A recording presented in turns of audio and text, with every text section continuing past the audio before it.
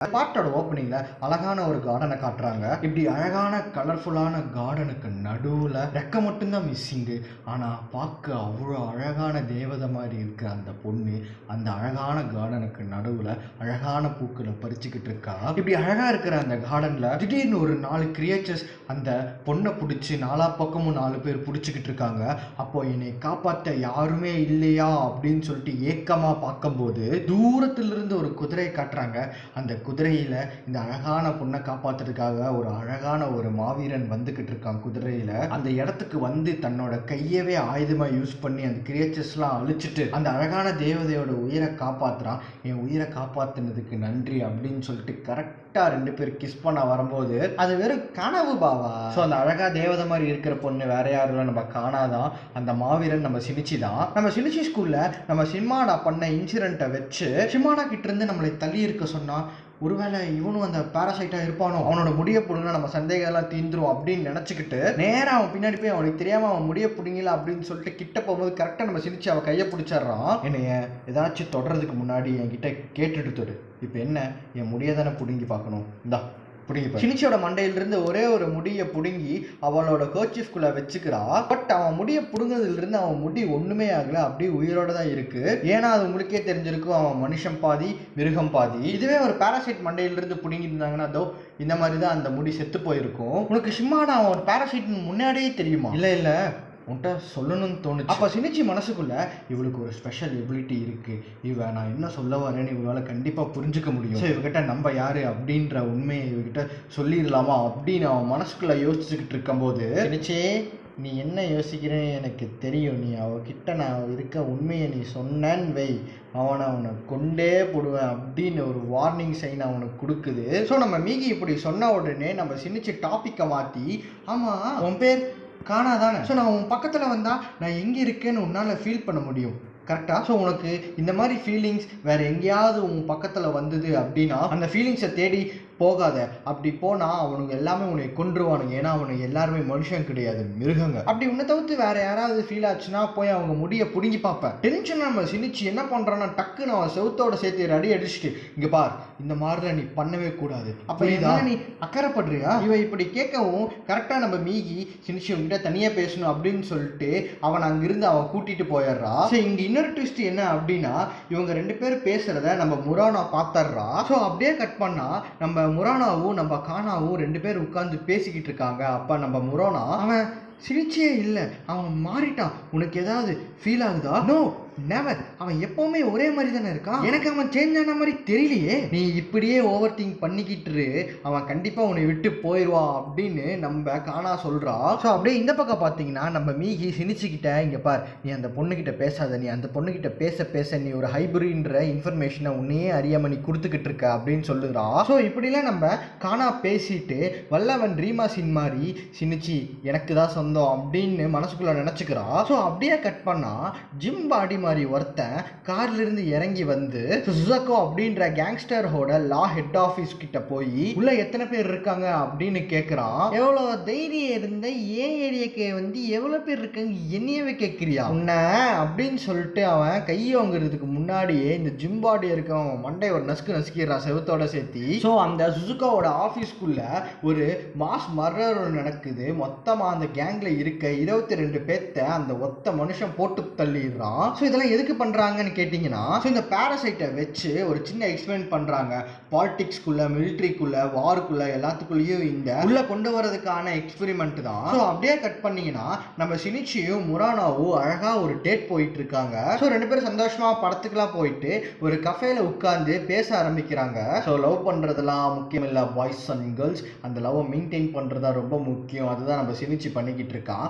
அப்படி இவங்க 2 பேரும் கஃபேல உட்கார்ந்து பேசிட்டு இருக்கும் போது அன்னைக்கு அவன் ஸ்கூல்ல நடந்த இன்சிடென்ட் அவளால் மறக்கவே முடியல அப்படின்னு சொல்லிட்டு நம்ம சினிச்சி கிட்ட ஷேர் பண்ணிட்டு இருக்கா. பட் அது எப்படி மறக்கிறது அப்படின்னு சொல்லிட்டு இவன்ட்ட ஒரு ஐடியா கேட்கும் போது என் ஃப்ரெண்டு ஒருத்தன் இப்படி ஒரு ஸ்டோரி, அதாவது உனக்கு அந்த மாதிரி ட்ரீம் வந்தது அப்படின்னா சாக போறவங்க எல்லாத்தையும் ஆடு மாடா நினைச்சுக்க, அப்படி யோசிச்சு பார்த்தீங்கன்னா இந்த உலகத்துல மனுஷங்க எவ்வளவு மிருகங்களையும் அடிச்சு கொள்றானுங்க. இப்ப அப்படியே கன்ஃபியூஷனா என்னடா இது உன் ஃப்ரெண்டு இவ்வளோ வித்தியாசமான ஒரு காம்பினேஷனை கொடுத்து மறக்க சொல்றான், நீ இப்படி டோட்டலா மாறினதுக்கு உன் ஃப்ரெண்டு ஒரு காரணம் காரணம் போலயே அந்த ஃப்ரெண்டு வேற யாரும் இல்லை, நம்ம மீகி தான். இப்படி இவங்களுக்குள்ள நல்லா கெமிஸ்ட்ரி ஒர்க் ஆகிக்கிட்டு இருக்கும் போது திரும்பியும் உங்க அப்பாவுக்கு ட்ரிப்ல அடிபட்டுருச்சு அப்படின்னு சொல்லிட்டு நீ ட்ரிப்புக்கு போயிட்டு வந்ததுல இருந்து நீ பழைய மாதிரியே இல்ல அப்படின்னு அவ சொன்னதவே திருப்பி திருப்பி சொல்லிட்டு இருக்கா.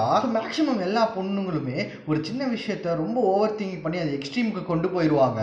அதே மாதிரி நம்ம புராணோ சொன்னதே திருப்பி சொன்னதுனால நம்ம சினிஷி டென்ஷன் ஆகி இங்கிருந்து போலாவா அப்படின்னு சொல்லிட்டு அங்கிருந்து கிளம்பிடுறாங்க. அப்படியே இவங்க 2 பேரும் பார்க்கில் போய் உட்கார்ந்துட்டு பேசிக்கிட்டு இருக்கும்போது அங்க ஒரு சின்ன பையன் தான் அம்மா கிட்ட சண்டை போட்டுக்கிட்டு இருக்கான். ஸோ அந்த சின்ன பையன் அவங்க அம்மா கிட்ட சண்டை போட்டு தேவையில்லாம ஒரு வார்த்தையை விட்டு அவங்க அம்மாவை டென்ஷன் பண்ணிடுறான். டென்ஷனான அவங்க அவனை அடிக்கலாம் அப்படின்னு சொல்லிட்டு கரெக்டா கையோங்குறாங்க. அந்த ஓங்குறத பார்த்த உடனே நம்ம சினிச்சிக்கு தன்னுடைய அம்மா ஞாபகங்கள் எல்லாமே வர ஆரம்பிக்குது. ஸோ லாஸ்ட் டைம் நடந்த மாதிரி தான் அவன் நெஞ்சுக்கு நடுவில் ரொம்ப பெயின் வருது. அவனால அழுகவும் முடியல, கோவப்பட முடியல, சோகமாக முடியல, எந்த ஒரு இமோஷனுமே அவனால காட்ட முடியல.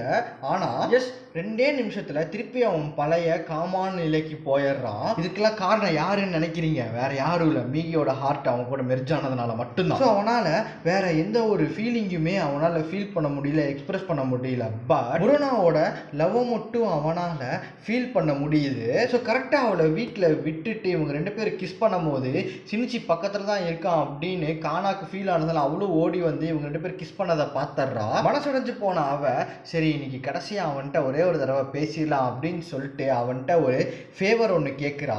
இவனும் அவ கொடுத்த ஃபேவரை அக்செப்ட் பண்ணிட்டு அவளை மீட் பண்றதுக்காக அவங்க ஊருக்கு போறான். அவங்க பார்த்தீங்கன்னா கட்சியில இருந்த ஒருத்தர் தன்னோட கட்சியோட வலிமையை பத்தி மக்களுக்குலாம் எடுத்து சொல்லிட்டு இருக்காரு. அப்ப சினிச்சி சொல்றா, இங்க ஏகப்பட்ட பேர் என்னோட கைண்ட்ல இங்க சுத்திக்கிட்டு இருக்காங்க சினிச்சி அப்படின்னு. அந்த பாராசைட் எல்லாருமே அந்த ப்ரீச் பண்றாருல அவருக்கு பாடி கார்டா தான் இருக்கானுங்க. எசுகாவோட ஆபீஸ்ல போய் மாஸ் மர்டர் 22 பேர்த்த கொலை பண்ணவன் நம்ம சினிச்சியை பார்த்துடுறான். நம்ம மீ ஐ கான்டாக்ட் வைக்க வேணான்னு சொன்ன உடனே அவன் ஐ கான்டாக்ட் வச்சிடறான்.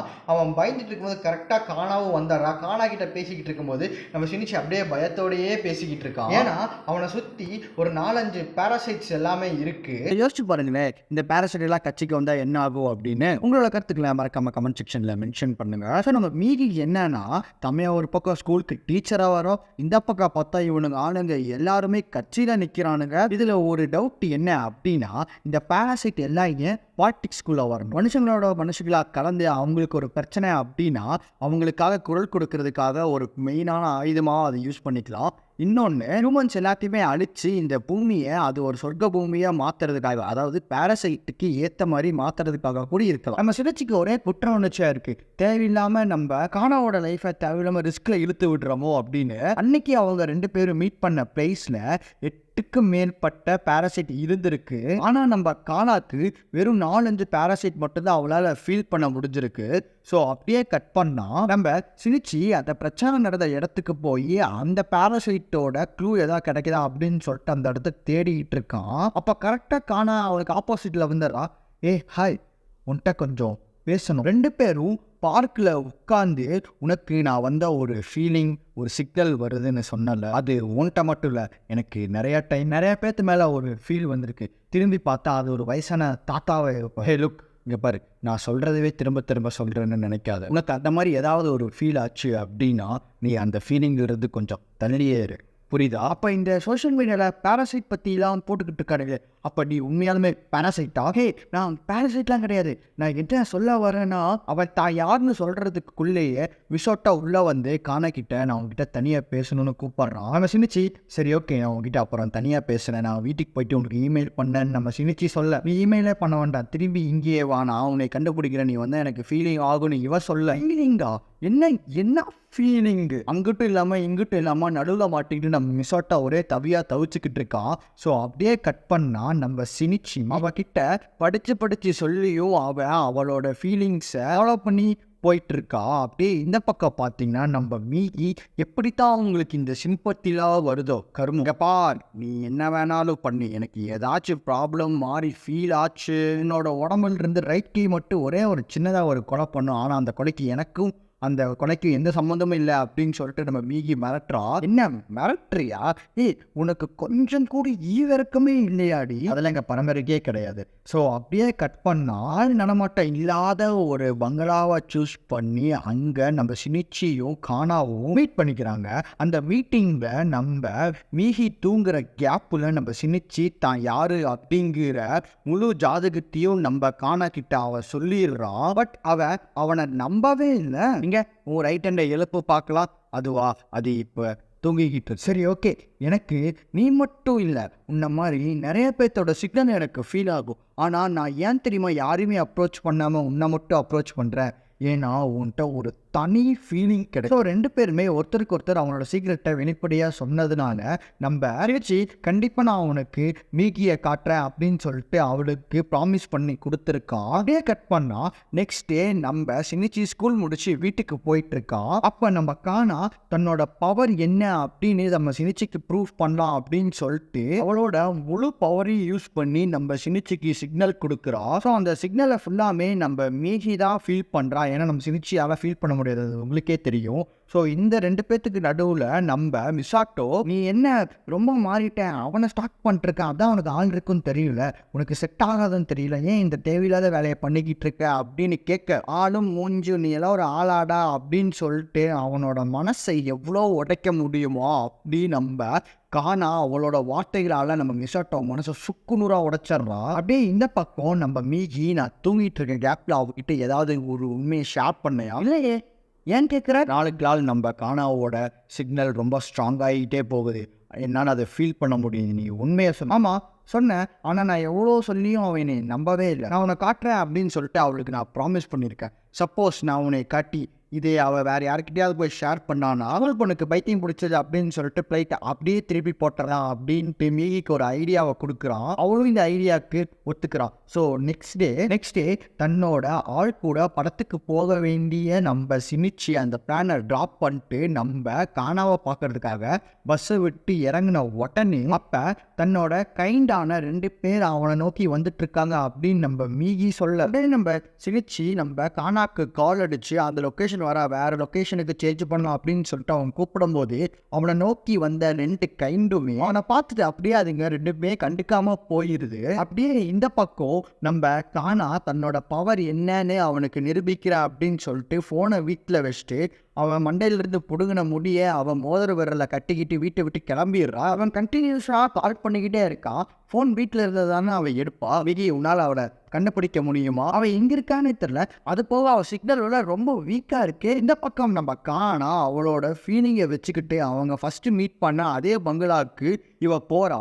அங்கே பார்த்தா வேற ஒரு பேராசைட் இருக்கு. அப்போ கரெக்டாக அவளோட சிக்னல் நம்ம மீகி கிடைச்ச உடனே அவள் டேஞ்சராக இருக்கா அப்படின்னு தெரிஞ்ச உடனே அவன் அங்கிருந்து செம்ம ஸ்பீடாக அந்த இடத்துக்கு போயிட்டு இருக்கான். நம்ம கண்ட கனவு எல்லாமே பழிக்கும் அப்படின்னு சொல்லிட்டு நம்ம நிறைய டைம் கேட்டிருப்போம். ஆனால் இவளோட கனவு எப்படி படிச்சிருக்குன்னு பாருங்க. அந்த பேராசைட்டு கிட்ட தப்பிக்கலாம் அப்படின்னு சொல்லிட்டு அங்கிருந்து அவள் தப்பிக்க பார்க்குறான். அப்போ இவளோட கரெக்டாக நம்ம சினிச்சி வர இந்த பேராசைட் என்ன பண்ணிடுது அப்படின்னா அதோட வெப்பனை எடுத்து நம்ம காணா நெஞ்சிலே ஒரு ஏத்து சச்சா அப்படின்னு இவ்வளோ பக்கத்தில் வந்து தன்னால் நம்ம காணாவை காப்பாற்ற முடியல அப்படின்ற டென்ஷனில் நேராக ஓடி போய் மீகிட்ட நீ டிஃபென்ஸை பார்த்துக்கோ அப்படின்னு சொல்லிட்டு நேராக அந்த பேராசைட் நெஞ்சுக்குள்ளே கையை விட்டு அதை தூக்கி செவுத்துல ஒரு அடி அடிச்சு அவள் ஹார்ட்டை உள்ளிருந்து ஒரு புட்டு பிடுங்கிடுறான். தன்னோட கனவுல வீரன் வருவான் அவளை காப்பாற்றுவான் அப்படின்னு நினச்சிக்கிட்டு இருந்த நம்ம காணாவோட கனவை இப்படி ரியாலிட்டியில் முடியும்னு அவளும் எதிர்பார்க்கல, நம்ம சினிச்சி எதிர்பார்க்கல, நம்ம யாருமே எதிர்பார்க்கல.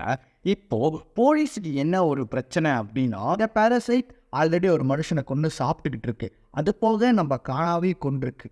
ஆனால் காணாவை கொண்ட பேராசைட்டை யார் கொண்டான்றதா இப்போது நியூஸ் சேனல்லையும் போலீஸுக்கு இருக்க பெரிய கேள்வியே. அன்னைக்கு மட்டும் நம்ம காணாவை மீட் பண்ண போகாமல் இருந்ததை இன்றைக்கி அவள் செத்துருக்க மாட்டாள். எல்லா தப்பும் நான் தான் பண்ணேன் அப்படின்னு சொல்லிட்டு அவன் ரொம்ப ஃபீல் பண்ணிகிட்டு இருக்கும்போது கரெக்டாக எங்கிருந்து வந்தான்னு தெரில நம்ம மிசாட்டோ சுனிச்சியை போட்டு புரட்டி தள்ளிடுறான். ஏண்டா உன்னால் அவளை காப்பாற்ற முடியலையா, நீ எல்லாம் ஒரு ஆம்பளையா, அதுவா இதுவான்னு கேட்டு கெட்ட வார்த்தையில் திட்டி அடிச்சு போட்டு பொழந்துக்கிட்டு இருக்கான். இவ்வளோ கஷ்டத்தில் நான் இருக்கேனே, உன் கண்ணில் கொஞ்சமாவது அழுக வருதா, நீ எல்லாம் மனுஷனாடா அப்படின்னு தான் ஒரே வார்த்தை தான் சொன்னான். நம்ம சினிச்சு அவனை தூக்கி போட்டு மிதிச்சுட்டு, டேய் நான் மனுஷனடா, நான் மிருகண்டா, போதுமா உங்களுக்கு புரிஞ்சதா இல்லையா, நான் மிருகண்டா அப்படின்னு ரொம்ப வெக்ஸாகி போயிடுறான் நம்ம சினிச்சு.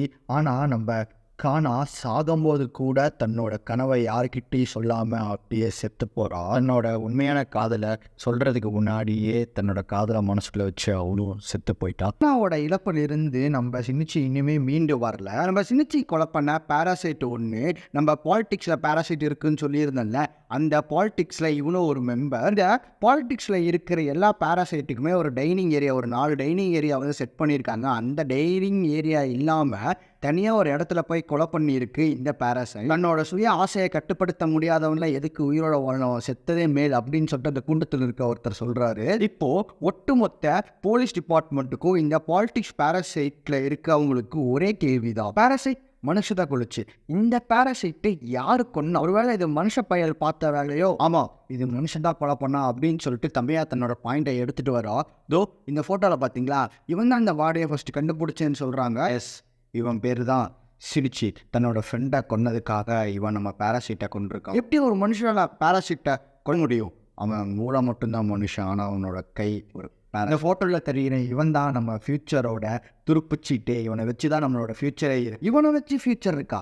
இவன் அவனுக்கு உயிர் பயத்தை காட்டிக்கிட்டு இருக்கானே. பாருங்க மக்களே, நீங்கள் என்னை நம்பலாம், இவனை நான் ரிசர்ச் பண்ணிகிட்ருக்கேன். கண்டிப்பாக இவன் தான் நம்ம ஃப்யூச்சரோட துருப்புச்சீட்டாக. ஸோ அந்த பேராசைட்டில் ஹெட்டாக இருக்க ஒருத்தன் என்ன சொல்கிறான்னா, சரி ஓகே தம்பியா, இந்த கேஸை நான் உங்ககிட்ட ஒப்படைக்கிறேன், நீ இதையை பொறுப்பெடுத்துக்கோ அப்படின்னு சொல்லிட்டு அந்த பொறுப்பை அவகிட்ட ஒப்படைச்சிட்றான். இப்படி பேசிகிட்டு இருக்கும்போது கூட்டத்தில் இருக்க ஒருத்தர் கேட்குறான், தம்மியா உன் குழந்தை எப்படி இருக்குது? ஆக்சுவலி தம்மியாவோட குழந்தை 2 பேராசைட்டு சேர்ந்து பிறந்தா மனுஷ குழந்தை. ஆனால் அது தம்மியா சொன்ன ஒரு வார்த்தையை கேட்டு அதை அழுது கூடி நிறுத்திடுது, கை குழந்தைகள். ஆனால் அந்த கை குழந்தையவே நம்ம தம்மியா பிடிக்க தெரியாமல் ஏதோ குப்பையை தூக்கிட்டு போகிற மாதிரி தூக்கிட்டு போய் படுக்க வைப்போம். அப்போ கரெக்டாக ப்ரைவேட் இன்வெஸ்டிகேட்டர் கிட்ட இருந்து நம்ம தம்மியாவுக்கு கால் வருது.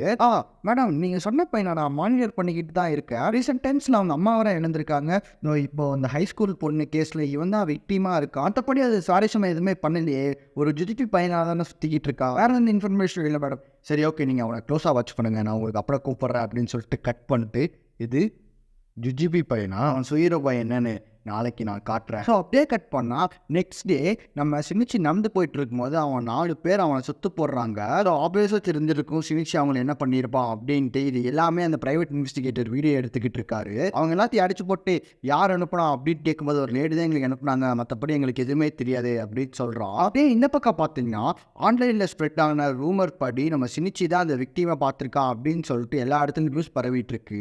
ஸோ அதனால் நம்ம முரானோ அவங்க அம்மா செத்துருக்காங்க, இவ காணா செத்துருக்கா, இவன் எப்படி இவ்வளோ கூலாக இவ்வளோ காமாக சுற்றிக்கிட்டு இருக்கா, ஒன்றுமே புரியலையே. அன்னைக்கு என் உயிரை காப்பாற்றும் போது கூட இவன் ரொம்ப கூலாக தானே ஹேண்டில் பண்ணான். ஒருவேளை இவன் வேற ஒரு கிரியேச்சராக மாறிட்டானோ அப்படின்னு தனக்குள்ளேயே யோசிச்சுக்கிட்டு சினிச்சி பேச வரும்போது கரெக்டாக அங்கிருந்து அவள் கிளம்பிடுறா. அப்படியே கட் பண்ணி இந்த பக்கம் பார்த்தீங்கன்னா நம்ம தம்மியாவும் அந்த ப்ரைவேட் இன்வெஸ்டிகேட்டர் 2 பேருமே பேசிக்கிட்டு இருக்காங்க. அப்பா தம்மியா கேட்குறா, அவன் சண்டை போடும்போது ஏதோ விசித்திரமாக அன்நேச்சுரலாக ஏதாவது ஒரு விஷயத்த பார்த்தியா? இல்லையா மேடம், ஒரு ஹைஸ்கூல் பையன் எப்படி 4 பேர்த்த அடித்தான், கொஞ்சம் ஸ்பீடாக இருக்கான், மற்றபடி நான் வேறு எதுவும் அன்யூஷுவலாக பார்க்கலையே. அவன் ரைட் ஹேண்ட் எதனா பண்ணதை பார்த்தீங்களா? இல்லை மேடம், சரியாக கவனிக்கலையா, அப்படி எதுவும் நடந்த மாதிரி எனக்கு தெரில மேடம். ஸோ அன்னைக்கு நைட்டு நம்ம சினிச்சி முரணா ஏன் நம்மக்கிட்ட பேசாமல் போகிறா? ஒருவேளை நம்ம காமாக இருக்கிறதுனால அவருக்கு அன்நேச்சுரலாக தெரியுது, ஒருவேளை நான் காமாக இருக்கிறதா பிரச்சனையோ அப்படின்னு சொல்லி யோசிச்சுட்டு இருக்கான். ஆனால் இந்த பக்கம் மீறி சொல்கிறான், அதெல்லாம் ஒன்றும் இல்லை, நீ நார்மலாக தான் இருக்கேன் அப்படின்னு சொல்லும்போது இல்லை ஏதோ சரியில்லை அப்படின்னு சொல்லிட்டு அன்றைக்கி நைட்டு காணா கொலை செய்யப்பட்ட இடத்துக்கு அவன் போகிறான். அவனை ஃபாலோ பண்ணி அந்த ப்ரைவேட் இன்வெஸ்டிகேட்டரும் வந்துக்கிட்டு இருக்காரு. நீங்கள் யோசிக்கல அவன் அந்த இடத்துக்கு போகிறான் அப்படின்ட்டு. ஆக்சுவலாக இது ஒரு சைக்காலஜிக்கல் ஃபேக்ட் இருக்குது கைஸ். அதாவது என்னன்னா, ஒரு சைக்கோ கில்லர் தான் கொலை பண்ண எல்லா இடத்துக்கு போய் தன்னை ரொம்ப ஸ்ட்ராங்காக பில்ட் பண்ணிப்பான், இல்லைன்னா அந்த இடத்துக்கு போய் ரொம்ப ஃபீல் பண்ணுவான். அதே தான் நம்ம சினிச்சி பண்ணுறான். சினிச்சி எதுக்கு அந்த இடத்துக்கு போகிறான்னா, அவன் காம்னாஸாக இருக்கிறது அவனுக்கு பிரச்சனையாக இருக்குது. ஸோ அதனால் அவனே தன்னைத்தானே ஹர்ட் பண்ணிக்கிறதுக்காக தான் அந்த இடத்துக்கு போகிறான். நான் இருக்கேன், நான் காப்பாற்றுவேன் நினச்சிட்டு தானே அவன் வந்து இறந்தான். அன்றைக்கி நான் என் ஆளோட படத்துக்கு போயிருந்தா இவ்வளோ பிரச்சனை நடந்திருக்காதுல்ல, இது எல்லாத்துக்கும் நான் தான் காரணம். அப்போ நம்ம மீச்சி டே லூசு பையிலே, இது வேஸ்ட் ஆஃப் டைம்டா, போய் ஆகிற வேலையை பாரு, இல்லை நான் எங்கே தான் இருப்பேன் அப்படின்னு அவள் செத்து கிடந்த இடத்தெல்லாம் தொட்டு பார்த்துட்ருக்கா. இது எல்லாத்தையுமே அந்த ப்ரைவேட் இன்வெஸ்டிகேட்டர் என்ன காலையில் ஒரு மாதிரி இருக்கான், இப்போ எதுக்கு கொலை செய்ய இடத்துக்கு வந்திருக்கான், ஒரு பெரிய சம்பவம் சிக்க போகுது அப்படின்னு சொல்லிட்டு அவன் உள்ள போனதுன்றது எல்லாத்தையுமே வீடியோ எடுத்துட்டு வந்துட்டு இருக்கான். அப்ப காணா இறந்து கிடந்த இடத்த தொடம்போது மீகி தன்னை வீடியோ எடுக்கிறத பார்த்துட்டு தான் உயிருக்கு ஏதோ ஆபத்து போல அப்படின்னு சொல்லிட்டு ரொம்ப கோவமாகி கையில ஒரு வெட்டி காலில் ஒரு வெட்டிட்டு நினைச்சு அவன் நம்மளை வீடியோ எடுத்துலாம் சினிச்சு அவனை உயிரோட விடக்கூடாது சினிச்சு வாங்க அவனை கொண்டலாம் அப்படின்னு சொல்லிட்டு மீகியை ஒரு சைடு ஃபோர்ஸாக போக எந்த ஒரு ஹியூமன்ஸும் அனாவசியமாக கொல்ல மாட்டேன் மீகி, அவனை கொல்லக்கூடாது, நீ இங்கே வான்னு சொல்லி நம்ம சினிச்சு கன்வின்ஸ் பண்ண கடைசிக்கு டயர்டான மீகி அவன் போயிட்டான், அவனை நம்மளால் கொல்ல முடியாது அப்படின்னு சொல்லிட்டு சாந்தமாகிடுது. இவனுக்கு 2 பேரும் அந்த கேமராவில் இருக்க எல்லா ஃபுட்டேஜுமே பார்த்துட்டு ஒருவேளை பத்திரிக்கைக்காரனாக இருப்பானோ, இல்லை அந்த பாலிட்டிக்ஸ்லேருந்து வர ஒரு பேராசைட்டாக இருக்குமோ, இல்லை ஒருவேளை கவர்மெண்ட்டாக இருப்பானோ, இவனுக்கு நம்மளை கண்டுபிடிச்சி நம்மளை லேப்ரேட்டாக யூஸ் பண்ண போகிறானுங்க அப்படின்னு ரொம்ப ஓவர் திங்க் பண்ண ஆரம்பிச்சு அவனோட ஐடென்டிட்டியை தன்னோட கிளாஸில் தெரிஞ்சோடனே தன்னோட கிளாஸில் இருக்க எல்லா ஃப்ரெண்ட்ஸுமே அவனை எப்படி ட்ரீட் பண்ணுறாங்க அப்படின்னு சொல்லிட்டு ரொம்ப எக்ஸ்ட்ரீமுக்காக ஓவர் திங்க் பண்ணி அன்றைக்கி பாதியிலே வீட்டுக்கு வந்துடுறான் ஸ்கூல்லேருந்து. இது யாராக இருக்கும்? என்ன மட்டும் டார்கெட் பண்ணுறானுங்க? ஒரு வேளை நம்மளை லேப்ரேட்டாக யூஸ் பண்ணுறதா அப்படி பண்ணுறானுங்களா, இல்லை நம்மளோட ஐடென்டிட்டியை வெளியே ரிலீஸ் பண்ணுறானுங்களா, யார் எதுக்கு என்ன நோக்கம் அப்படின்ட்டு ரொம்ப எக்ஸ்ட்ரீமாக யோசிக்க ஆரம்பிச்சிடறான். இந்த கை இருக்கிறதான பிரச்சனை, மீதி இப்போ தூக்கிட்டு இருக்க இந்த கையை வெட்டி வீசிடலாம், இல்லை எவனாவது நம்மளை நோட் பண்ணிக்கிட்டு இருக்கானா அப்படின்னு சொல்லிட்டு தன்னோட இயரிங் சென்ஸை வச்சு சுற்றி யாரோ அவனை நோட் பண்ணுறாங்க அப்படின்னு சொல்லிட்டு சென்ஸ் பண்ணிட்டுருக்கான். அப்போ என் வீட்டுக்கு முன்னாடி யாரோ ஒருத்தங்க இருக்காங்க, அது யார் அப்படின்னு சொல்லிட்டு டக்குன்னு ஓடி போய் பார்க்கும்போது அந்த இன்வெஸ்டிகேட்டர் தான். இவனை பார்த்தோன்னே பயந்து தலைதறிக்க ஓட ஆரம்பிச்சிடுறாரு. அவனை பார்த்து ஏதோ பேயை பார்த்து பயந்து ஓடின மாதிரி, இவர் இப்படி ஓடுறாரு, எனக்கு மட்டும் ஏன் இப்படி நடக்குது, நான் ஏன் உயிரோடு இருக்கேன், பேசாமல் நான் செத்துட்டுமா அப்படின்னு சொல்லிட்டு ரொம்ப ஸ்ட்ரெஸ்ஸாக யோசிச்சேன். ஒரே நிமிஷத்தில் திரும்பி காமாயிடுறான். இதுதான் கைஸ் அவங்ககிட்ட இருக்க ஒரு பெரிய பிரச்சனையே. ஏன்னா மீகியோட அவன் ஹார்ட்டோட இணைஞ்சிருக்குல்ல. ஸோ அப்படியே கட் பண்ணால் அன்னைக்கு நைட்டு நம்ம முரணா கூட பேசலாம், மனசு விட்டு பேசலான்னு சொல்லிட்டு சினிச்சு வெயிட் பண்ணிட்டு இருக்கான். சினிச்சு என்ன இந்த நேரத்தில் கூப்பிட்டுருக்க? இல்லை, நான் உன்கிட்ட ஒரு விஷயம் சொல்லணும், நான் ரொம்ப கன்ஃபியூஷனாக இருக்கேன். நீ மட்டும் இல்லை சினிச்சு, நானும் ரொம்ப கன்ஃபியூஷனாக இருக்கேன். சரி ஃபஸ்ட்டு நான் ஸ்டார்ட் பண்ண, நம்ம 2 பேரும் படத்துக்கு போகலாம் அப்படின்னு சொல்லிட்டு முடிவு பண்ணோம். ஆனால் நீ அன்னைக்கு என்னை விட முக்கியமாக அந்த படத்தை ட்ராப் பண்ணிட்டு அந்த காணா பிள்ளைய பார்க்க போயிருக்க. உங்களுக்குள்ளே ஏதோ இருக்குது, உண்மையை சொல்லு சினிச்சு, என்னை விட அவனுக்கு ரொம்ப முக்கியமாக போயிட்டாளா? இல்லடி அப்படி இல்லை, நான் சொல்ல வர்றது என்னன்னு கேளு. அவன் என்ன சொல்ல வரான்னு கேட்காம நீ மனுஷனா இல்லை மிருகமாடா? ஏண்டா உன் கூட ஒரு பொண்ணு வந்திருக்கே, அந்த பொண்ணு இறந்து போயிருக்கா, அவங்க அம்மா இறந்து போயிருக்காங்க, உன் கூட இருக்கவங்க சுற்றி இருக்கவங்க எல்லாருமே ஒரு பிரச்சனை இருக்காங்க, உன்னால மட்டும் எப்படி இவ்வளோ காமாக இருக்க முடியுது? நீ கொஞ்சமாவது அதை பற்றி எதாவது யோசிக்கிறியா? அதை பற்றி ஃபீல் பண்ணுறியா? ஆமாம், நான் ஃபீல் பண்ணுறேன். ஃபீல் பண்ணலை சினிச்சு, நீ ஃபீல் பண்ணலை, நீ ரொம்ப ஸ்ட்ராங் ஆகிட்டே போகிற. எப்படி உன்னால் மட்டும் இப்படி இருக்க முடியுது? இங்கே போர், ஏதோ ஒரு விஷயம் உன்னை ரொம்ப பாதர் பண்ணிட்டு இருக்குன்னு எனக்கு நல்லாவே தெரியும். நீ ஓப்பனாக என்கிட்ட சொல்லு, நம்ம 2 பேர் பேசிக்கலாம் அப்படின்னு சொல்லும்போது நம்ம சினிச்சு மனசு விட்டு அவகிட்ட அந்த விஷயத்த சொல்ல வரலான்னு வரும்போது மீகி எந்திரிச்சிட்றா. ஸோ அதனால் அது அப்படின்னு சொல்லிட்டு இல்லை ஒன்றும் இல்லை, அவன் இந்த மாதிரி ஒரு ஆட்டிடியூடு காட்டும் போது மனசடிஞ்சு போன நம்ம முரணம் இனிமேல் உங்ககிட்ட பேசவே மாட்டான்டா அப்படின்னு சொல்லிட்டு அவன் அப்படியே திரும்புகிறான். ஸோ அவன் கன்வின்ஸ் பண்ணுவான் அப்படின்னு சொல்லிட்டு அங்கேயே வெயிட் பண்ணுறான். ஆனால் நம்ம சினிச்சு கன்வின்ஸ் பண்ணலை. ஒரு விஷயம் இல்லை, நீ வீட்டுக்கு கிளம்பு அப்படின்ட்டு வெளியே சொல்கிறான். ஆனால் உள்ளார நான் ஒரு பேராசைட், நான் இந்த மாதிரிலாம் ஒரு ஃபீலிங்ஸ்லாம் அண்டர்கோ பண்ணிக்கிட்டு இருக்கேன், இதை நான் எப்படி உங்ககிட்ட சொல்கிறது, சொன்னால் உங்கள் லைஃபுக்கு பிரச்சனை ஏறும் அப்படின்னு சொல்லிட்டு தன்னோட ரிலேஷன்ஷிப் பிரேக் ஆனாலும் பரவாயில்ல, தான் யாருன்ற உண்மையை ரிவீல் பண்ணாமே உள்ளே வச்சுருக்கான். நம்ம சினிச்சு நரகத்தில் தான் கைஸ் வாழ்ந்துக்கிட்டு இருக்கான். அப்போது கோபமாக கிளம்புற நம்ம முரானோ கண்ணை பார்த்த சினிச்சு, என்னோட கண்ணில் ஒரு துளி ஈரம் கூடி கிடையாது, நீ வர வர ஜனமாயிட்டே வர அப்படின்னு அவன் சொல்கிறான். ஸோ இன்வெஸ்டிகேட் பண்ணவன் முரானாவையும் மான்சரையும் நினச்சிருப்பாங்க. ஒருவேளை இப்போவும் நம்மளை வாட்ச் பண்ணிட்டு தான் இருப்பானோ அப்படின்னு மீகி கிட்ட புலம்பிகிட்டு இருக்கும்போது வெளியே இருக்கான்னு சொல்லவே இல்லை. எதுக்கு? அவனை கொல்றதுக்கா? இல்லை, என்னோட திங்கிங்கை நான் சேஞ்ச் பண்ணிட்டேன். அந்த இன்வெஸ்டிகேஷன் எதுக்கு பண்ணுறானுங்க, யாரு பண்ணுறானுங்க, இதுக்கு சம்மந்தப்பட்டவங்க எல்லாத்தையுமே நம்ம 2 பேர் சேர்ந்து கண்டுபிடிக்கிறோம். எதுக்கு? அவங்க எல்லாத்தையும் போட்டு தள்ளுறதுக்கா? அட இல்லை சினிச்சு, அது யாருன்னு தெரிஞ்சுக்கிறதுக்கு தான் நான் கேட்குறேன். ஸோ இந்த டாஸ்க்கு நமக்கு ஒரு ஆள் தேவைப்படுறான், அது நம்மளாக இருக்கணும் அப்படின்னு நீ சொல்லிட்டு இருக்கான். அந்த மொத்த உலகத்துலேயும் என்னை புரிஞ்சுக்கிட்டு என்னை ஹெல்ப் பண்ண யார் இருக்காங்க அப்படின்னு சொல்லும் போது அவனுக்கு ஒரு விஷயம் ஸ்ட்ரைக் ஆகுது. இந்த மொத்த உலகத்துலேயும் அவனுக்கு ஹெல்ப் பண்ண ஒரு ஆள் இருக்காங்க. அப்படியே கட் பண்ணால் நம்ம உடாமாதான் வேற யாரு போன அட்டம்ப்ட்ல அவங்க அம்மாவை சாகடிக்கிற ஹெல்ப் பண்ணா. ஸோ இப்போ இவனுக்கு ஹெல்ப் பண்ண வந்திருக்கான். எனக்கு வேற வழி தெரில மச்சான், யாரை கூப்பிட்றதுனே தெரில. என்னடா நீ நான் வேற இல்லைடா, நம்ம 2 பேரும் ஒத்த உசுறுதான், ஸோ உனக்காக நான் ஹெல்ப் பண்ணாமல் இருப்பானா அப்படின்னு சொல்லிட்டு நம்ம அழிச்சு நடந்த எல்லா விஷயத்தையுமே அவங்ககிட்ட சொல்கிறான். அப்போ இதுதான் டாஸ்கா, சூப்பர். அப்போ ஜோ வந்துட்டு அந்த இன்வெஸ்டிகேட்டரோட மூஞ்சி ஞாபகம் இருக்கா அப்படின்னு கேட்குறான். அவனோட மூஞ்சி நல்லா ஞாபகம் இருக்குது அப்படின்னு சொல்லிட்டு மீகி அவன் மூஞ்சி எப்படி இருக்கோ அப்படியே காட்டுறா. ஸோ அப்படியே கட் பண்ணா பக்கம் நம்ம தம்பியா, நீ இன்வெஸ்டிகேஷன் பண்ணதெல்லாம் போதும், பண்ண வரைக்கும் இருந்தா காசு தரேன், இதோட இந்த இன்வெஸ்டிகேஷன் நிறுத்திக்க அப்படின்னு சொல்கிறான். சமிஷோட கை என்னது அப்படின்னு சொல்லிட்டு அந்த விஷயம் என் மண்டக்குள்ளே ஓடிக்கிட்டே இருக்கு, அது கண்டுபிடிக்காம என்னால் நிம்மதியாக இருக்க முடியாது. அப்புறம் நீ ஏன் வேண்டாம் சொல்கிற?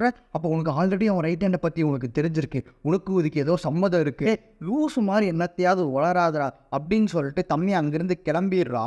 யாரு நாலுசா அப்படின்னு சொல்லிட்டு அந்த டேபிளை தடுக்கி கீழே விழுந்த உடனே நீங்கள் ஒரு விஷயத்தை இங்கே நல்லா நோட் பண்ணணும். அதாவது அந்த பேரசைட்டுக்கு எந்த ஒரு உணர்ச்சியுமே கிடையாது.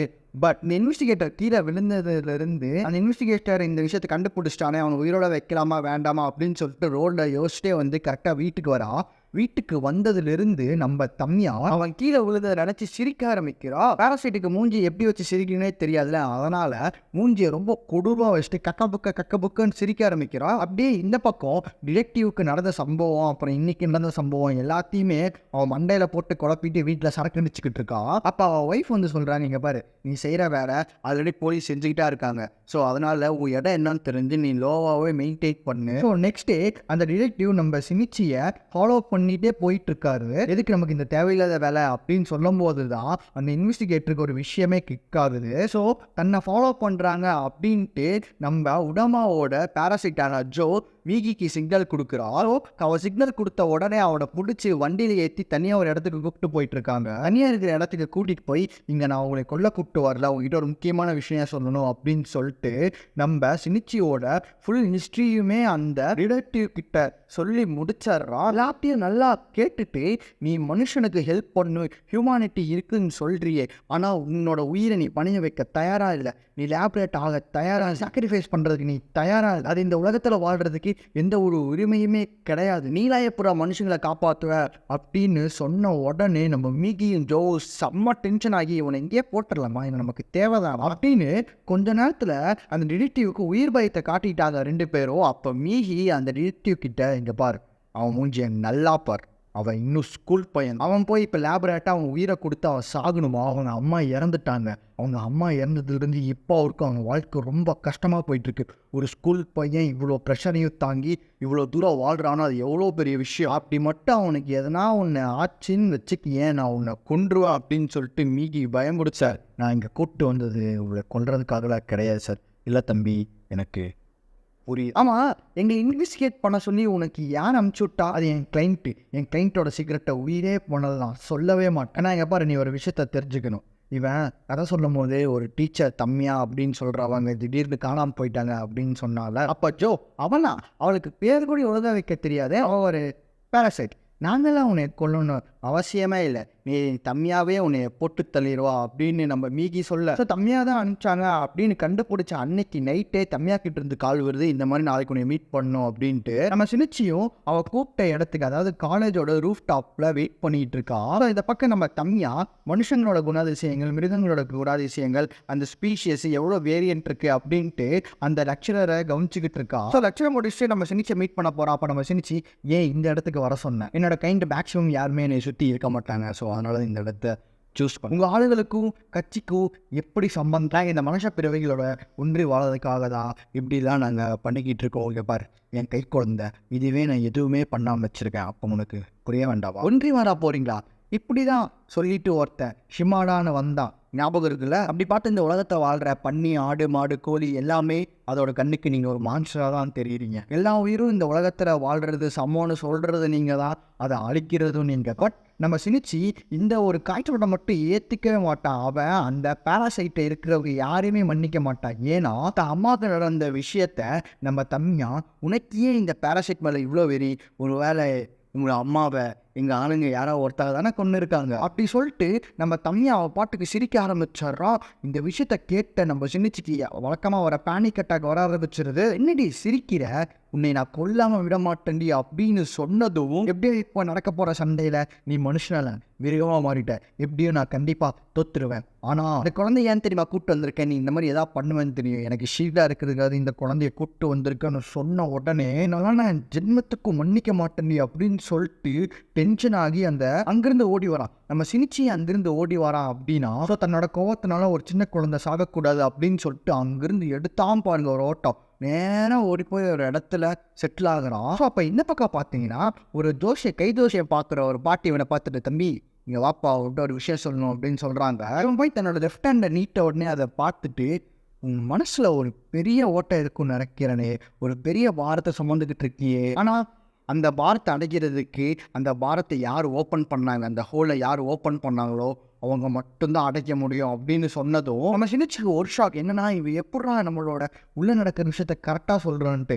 அப்புறம் அவன் ஒரு வில்லன் சிரிப்பு அப்படின்னு சிரிக்க ஆரம்பிக்கிறான். அந்த சிரிப்பு எதுக்குன்னு கேட்டிங்கன்னா, என் ஹார்ட்டை ஓட்ட போட்டவன் தான் நான் கொண்டுட்டேனே தெனாவட்டா ஒரு பதில சொல்கிறான். டிடெக்டிவ் சும்மா இல்லாமல் வேற ஒருத்தனை ஹையர் பண்ணி நம்ம தம்யாவை ஃபாலோ பண்ண சொல்கிறான். இந்த அரக்கு இருக்கேன் நம்ம தம்யா ஃபாலோ பண்ணுறதுக்கு பதிலாக தம்யா கூட வந்த ஒரு பையன் அவனை ஃபாலோ பண்ணிட்டு போயிட்டு இருக்கான். அந்த பேராசைட் ஒரு பொண்ணை கூட்டிட்டு பெரிய பில்டிங்க்கு கீழே கார் பார்க்கிங் இருக்க பேஸ்மெண்ட்டுக்கு கூட்டிட்டு போறான். இவனும் அவனை ஃபாலோ பண்ணி அந்த பேஸ்மெண்ட்டுக்கு போன உடனே ஒரே கல்ல ரெண்டு மகா அப்படின்ற மாதிரி அவளையும் போட்டுட்டு இவனையும் போட்டுறான். ஸோ அவனை போட்டு தள்ளிட்டாங்க அப்படின்னு சொல்லிட்டு வேற வழியே இல்லாம நம்ம சினிச்சுக்கிட்ட போய் ஹெல்ப் கேட்கறான். ஸோ அவங்க ரெண்டு பேருமே அந்த இன்சிடென்ட் நடந்த இடத்துக்கு போறாங்க. அந்த பேஸ்மெண்ட் போய் பார்த்தா ஃபுல்லாமே க்ளீனாக இருக்குது. ஒருவேளை இந்த ஹிரோகாவா கைஸோட டைனிங் ஏரியாவா இருக்குமோ. அப்போ கரெக்டாக மீகி தன்னோட கைண்டு ஒன்று இந்த வழியாக வந்துக்கிட்டு இருக்கு அப்படின்னு சொல்கிறான். டக்குன்னு இவனுக்கு ரெண்டு பேருமே ஒரு தூணுக்கு பின்னாடி போய் ஒளிஞ்சுக்கிறானுங்க. அந்த பேராசைட்டு ஒரு பொண்ணை கூப்பிட்டு வந்திருக்கு.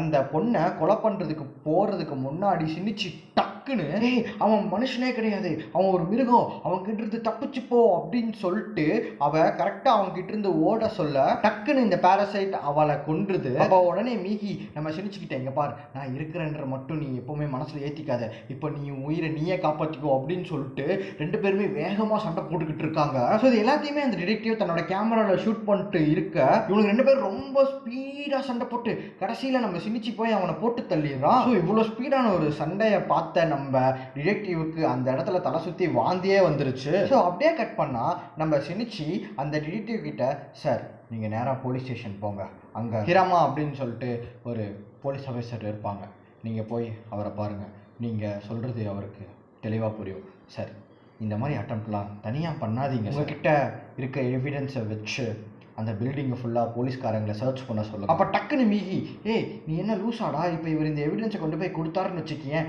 நமக்கும் அந்த கிராக்கோவோட ஒரு போர் தொடுக்கிற மாதிரி ஆகி போயிருண்டா.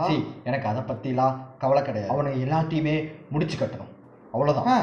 அவனை உங்கள் அப்பாவை கொன்றுவானுங்க, பரவாயில்லையா, அப்படிலாம் விட முடியாது அப்படின்னு சொல்லிட்டு இவனுக்கு ரெண்டு பேரும் இந்த சைடு வாக்குவாதம் பண்ணிட்டு இருக்கும்போது நம்ம டிடெக்டிவ், நீங்கள் என்னமோ பண்ணுங்க, என்ன இதிலிருந்து விட்டுரு, நான் ஒரு சராசரியான மனுஷன், நீங்கள் ரெண்டு பேரும் சண்டை போடுறத பார்க்கும்போது ஏதோ ஒரு பெரிய மிருகம், வெறி பிடிச்ச மிருகம் சண்டை போடுற மாதிரியா இருக்கு. ஸோ தன்னோட கேமராவில் இருந்து அந்த மெமரி கார்டை கழட்டி மிகி கிட்ட கொடுத்துட்றா. மிகி அந்த மெமரி கார்டை உடச்சோடனே, நான் வீட்டில் இருக்கிற மற்ற எவிடன்ஸ் எல்லாத்தையுமே கிளியர் பண்ணி, தம்பி நீ மனுஷனே இல்லை, நீ அவனை எதிர்த்து போராடலாம், ஆனால் நான் ஒரு மனுஷன், என்னை நம்பி குழந்தை குட்டின்லாம் இருக்குது, நான் அவங்கள போய் பார்க்கணும். நேற்று வந்துட்ட நீதி நேர்மை நியாயம் அப்படின்னு சொல்லிட்டு எதோ பேசிகிட்டு இருந்திருப்பேன், எல்லாத்தையும் மறந்துருப்பா, போயிட்டு வரட்டா அப்படின்ட்டு அந்த டிடெக்டிவ் அங்கேருந்து கிளம்பிடுறாரு. ஸோ அந்த டிடெக்டிவ் அப்படி சொன்னதுலேருந்து நம்ம சினிச்சிக்கு மனசுக்குள்ளே ஒரே கேள்விதான் ஓடிட்டுருக்கு, நான் ஒருவேளை மனுஷன் இல்லையா, மிருகமாக மாறிட்டேனா, அப்படி நான் மனுஷன் இல்லைனா அங்கே இருக்கிறவனுங்க எல்லாத்தையும் என்னால் கொல்ல முடியல, தனித்தனியாக ஒவ்வொருத்தனா என்னால் சாகடிக்க முடியல, அதில் ஒவ்வொருத்தனா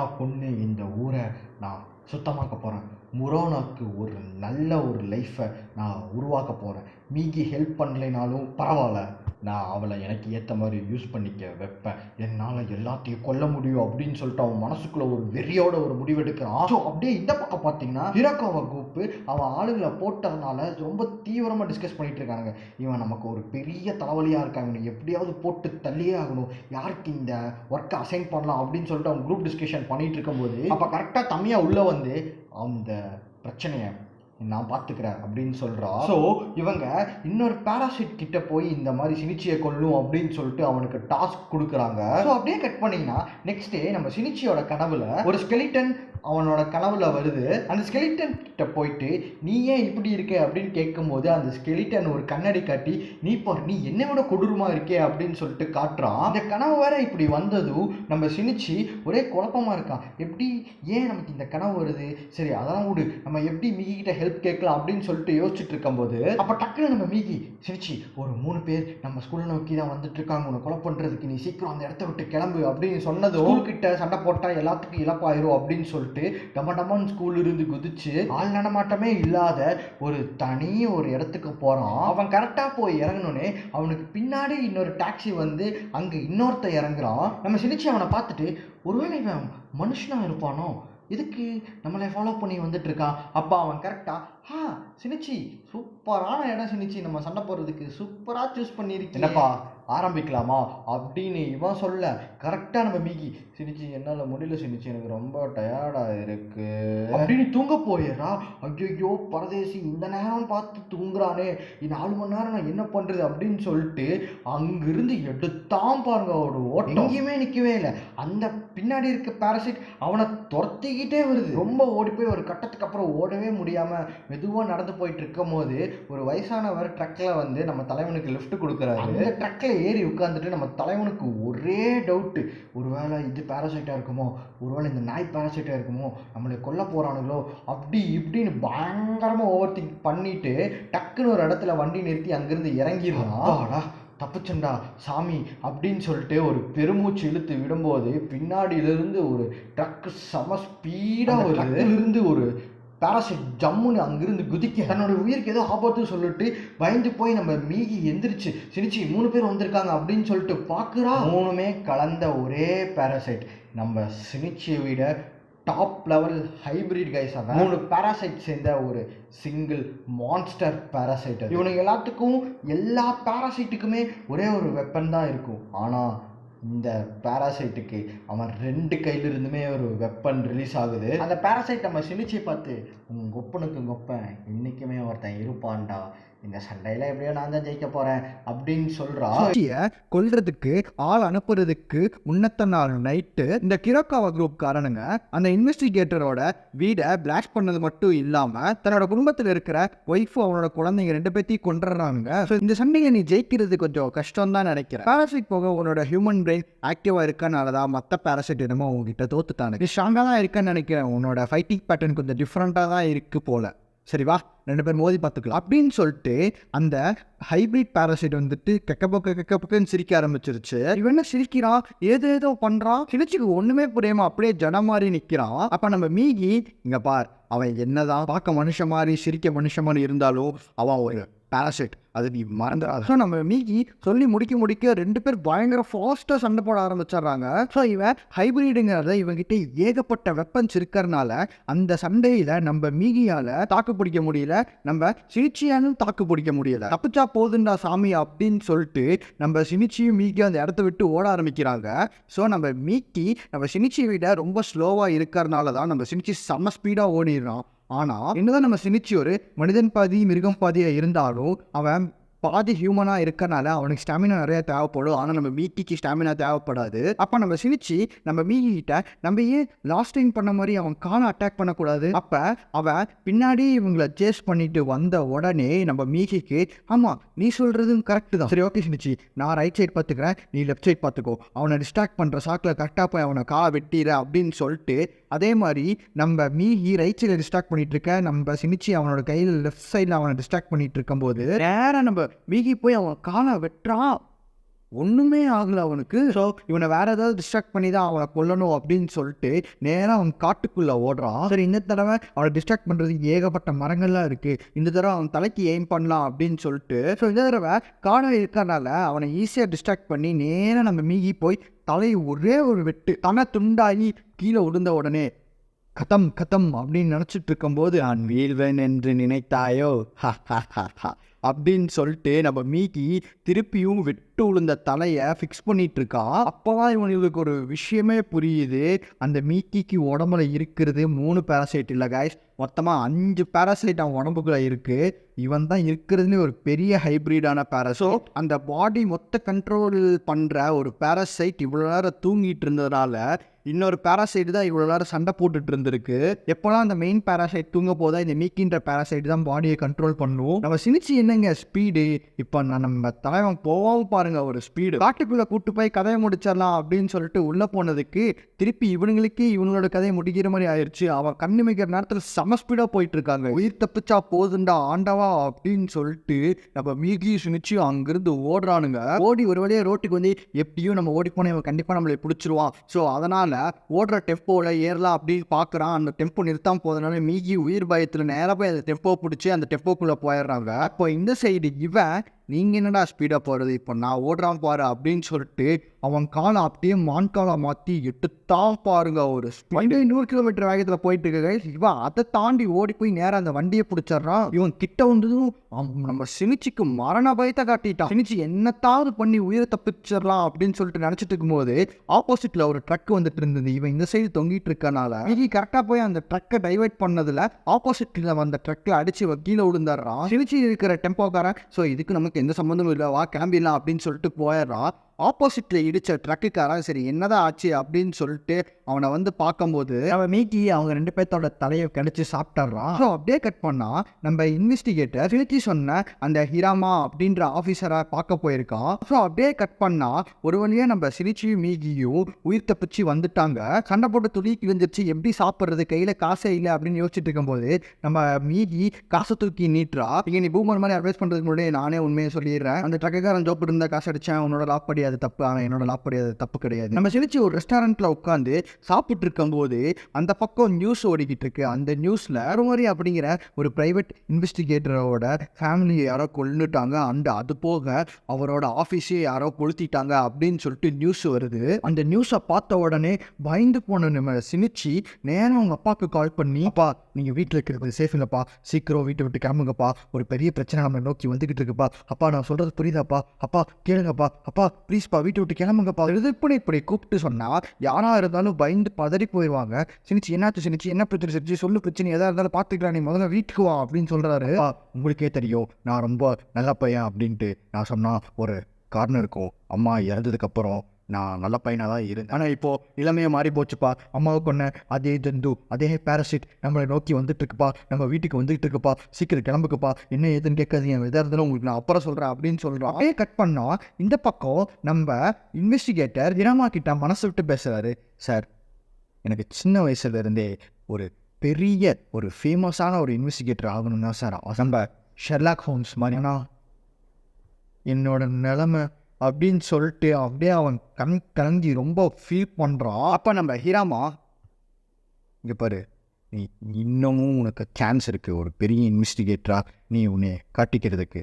இந்த கேஸில் நீ எனக்கு ஹெல்ப் பண்ணால் நீ கண்டிப்பாக அந்த ட்ரீமை நீ அச்சீவ் பண்ணுவேன் அப்படின்னு சொல்கிறாரு. அதுக்கு இவர், சார் என்கிட்ட எவிடன்ஸ்லாம் இருக்குது சார், இதான் நான் உங்களுக்கு தரேன் அப்படின்னு சொல்கிறான். அப்படியே இந்த பக்கம் நம்ம தம்பியா, நீங்கள் 2 பேர் தப்பு பண்ணிட்டீங்க, அவனை கொல்லாமல் அவன் குடும்பத்தை மட்டும் கொண்டுட்டு வந்துட்டீங்க, நீங்கள் மனுஷங்களை பற்றி என்ன நினச்சி பார்க்க தான் அவனுக்கு வீக் மாதிரி இருப்பானுங்க, ஆனால் ஒவ்வொருத்தருக்கும் ஒரு பிரெயினும் ஒரு விதமாக திங்க் பண்ணி இப்படி பண்ணியிருக்கக்கூடாது அப்படின்னு சொல்லிட்டு தம்மியா இந்த பக்கம் எக்ஸ்பிளைன் பண்ணிகிட்டு இருக்கும்போது, உனக்கு என்னாச்சு தம்மியா, நீ எப்பவும் போல பேசுறதில்ல, ஏதோ ஆயிடுச்சு உனக்கு அப்படின்னு சொல்கிறானுங்க. உங்களுக்கு என்ன இன்ஃபர்மேஷன்லாம் தரேன் அப்படின்னு சொல்லிட்டு சரணான நம்ம இன்வெஸ்டிகேட்டர் அவனை பார்க்கறதுக்காக நம்ம ஹிராமா வந்துட்டு வராரு. ரூமுக்கு போய் பார்த்தா தலைவனை காணும். அங்கே ஒரு நோட் பேடில் தம்யா அப்படின்ற நேம் மட்டும் எழுதியிருக்கு. அப்படியே கட் பண்ணால் இந்த பக்கம் நம்ம இன்வெஸ்டிகேட்டர் என் ஃபேமிலியை கொன்னதுக்கு உன்னை நான் ரிவெஞ்ச் எடுத்தே ஆவண்டி அப்படின்னு சொல்லிட்டு இந்த பக்கம் இவன் சுற்றிட்டு இருக்கான். அப்படியே அந்த பக்கம் தம்யாவோட பேச்சே சரியில்லை. அவனை பார்க்க நமக்கு ஏதோ ஒரு பெரிய பிரச்சனையை உருவாக்கிடுவாளோ அப்படின்னு தோணுது. அவனை இப்படியே விட்டால் சரிப்பட்டு வராது, அவனை கொன்னே ஆகணும் அப்படின்னு சொல்லிட்டு இவனுக்கு இந்த பக்கம் துடிச்சிட்டு இருக்கானுங்க. அவன் கரெக்டாக வீட்டுக்கு போகும்போது என் பிரச்சனைக்கு நீ தாண்டி காரணம், இறுதி உன் கதையை முடிச்சு காட்டுறேன் அப்படின்னு சொல்லிட்டு நம்ம இன்வெஸ்டிகேட்டர் அவன் அப்பாயின்மெண்ட்டுக்கு முன்னாடி நிற்க, என்ன இன்னைக்கு இல்லாமல் சிக்னல் இவ்வளோ ஸ்ட்ராங்காக இருக்காது, 3 பேர் வந்திருக்காங்க அப்படின்னு சொல்லிட்டு தம்மையை நடந்து போய் பார்த்தா தம்மையை ஸ்கெட்ச் போட்டு ரூட் எடுக்க ஆளை கூப்பிட்டு வந்திருக்காங்க. சொல்கிறதுக்காக சுத்து போட்டானுங்க. அதனால் நம்ம தம்மியா தாங்கள் வந்ததுக்கான நோக்கம், நீ கொஞ்ச நாளாக பேசுறது, நீ கொஞ்ச நாளாக பண்ணுற ஆக்டிவிட்டிஸ் எல்லாமே பார்த்தா எங்களுக்கு ஒரு பயமாக இருக்குது, ஒருவேளை நீ எங்களுக்கு எதிராகவே மாறிடுவோன்னு. ஸோ அதனால தான் உன்னை நாங்கள் கொல்ல வந்தோம் அப்படின்னு சொல்கிறானுங்க. ஸோ நம்ம தம்மியா அவன் மனசுக்குள்ள என்ன நினச்சிக்கிறான்னா, இப்படி தான் தன்னோட பாய் ஃப்ரெண்ட் ஆன லாஜிக்கலாக யோசிக்கிற அப்படின்னு சொல்லிட்டு அவன் அடிச்சுக்கிட்டான். நம்ம என்னதான் இந்த பேராசைட் எல்லாத்தையுமே ஒரு ஆர்கனைசேஷனாக கொண்டு வந்தாலும் அதனோட புத்தி இப்படி தான் போகும். சரி, இன்றைக்கி தான் நமக்கு கடைசி நாள் போல. சரிடே, நீங்கள் 3 பேர், நான் ஒத்தாள், உங்கள் 3 பேரும் சேர்ந்து என்னை கொல்ல முடியும்னு என்ன கான்ஃபிடென்ட்டில் வந்தீங்க அப்படின்னு சொல்லிட்டு டக்குன்னு நம்ம தம்மியா இந்த பில்டிங்லேருந்து பக்கத்து பில்டிங் தாவிடுறா. இவனுக்கு 3 பேரும் நம்ம தம்மியாவை வெறிகொண்டு துரத்தி அவளை எப்படியாவது கொல்லணும்னு துரத்திட்டு வந்துட்டு இருக்காங்க. ஸோ அப்படி நம்ம தம்மியா அங்கேருந்து ஓடும்போது நம்ம தம்மியாவும் அந்த கேட்டு பையனும் 2 பேரும் மீட் பண்ணிக்கிற ஒரு சுச்சுவேஷன் வருது. எவ்வளோ வேணா ஓடு, நீ எவ்வளோ ஸ்ட்ராங்காக வேணா இரு, ஆனால் ஒத்தை கொத்த வந்தேனா ஈஸியாக உன்னை நான் ஜெயிச்சிருவேன், உன்னால் முடியுமா அப்படின்னு சொல்கிறான். அதுக்கு என்ன, வா மோதி பார்த்துருவோம் அப்படின்னு சொல்லிட்டு 2 பேரும் அட்டாக் பண்ணிட்டு இருக்கும் போது கரெக்டாக மேலே இருந்து நம்ம தம்மியாவோட ஒரு பாட்டு கீழே வந்து கரெக்டாக இந்த கிழவனோட முதுகில் ஏறிடுது. என்னை பிடிச்சதாவே இருக்கட்டும், இதான் நான் அவனுக்கு கொடுக்குற அன்பளிப்பு அப்படின்னு சொல்லிட்டு அங்கேருந்து கெக்கப்பக்குன்னு சிரிச்சுட்டு ஓடிடுறா. ஆக்சுவலாக நம்ம தம்மியா கிட்ட 2 பேராசைட் இருக்கு. அந்த 2மே தம்மியோட கண்ட்ரோல் தான். தம்மியா என்ன சொல்கிறாளோ அதை மட்டும்தான் செய்யும். இந்த கிழவன் இந்த பக்கம் வழியில் ரொம்ப துடிதுடிச்சு போயிடுறான். நம்ம தம்மியா கிட்ட இருந்து தம்மியாவோட மூதி பேராசைட்டு தான் அவனோட உடம்புக்குள்ளே ஏறி இருக்கு.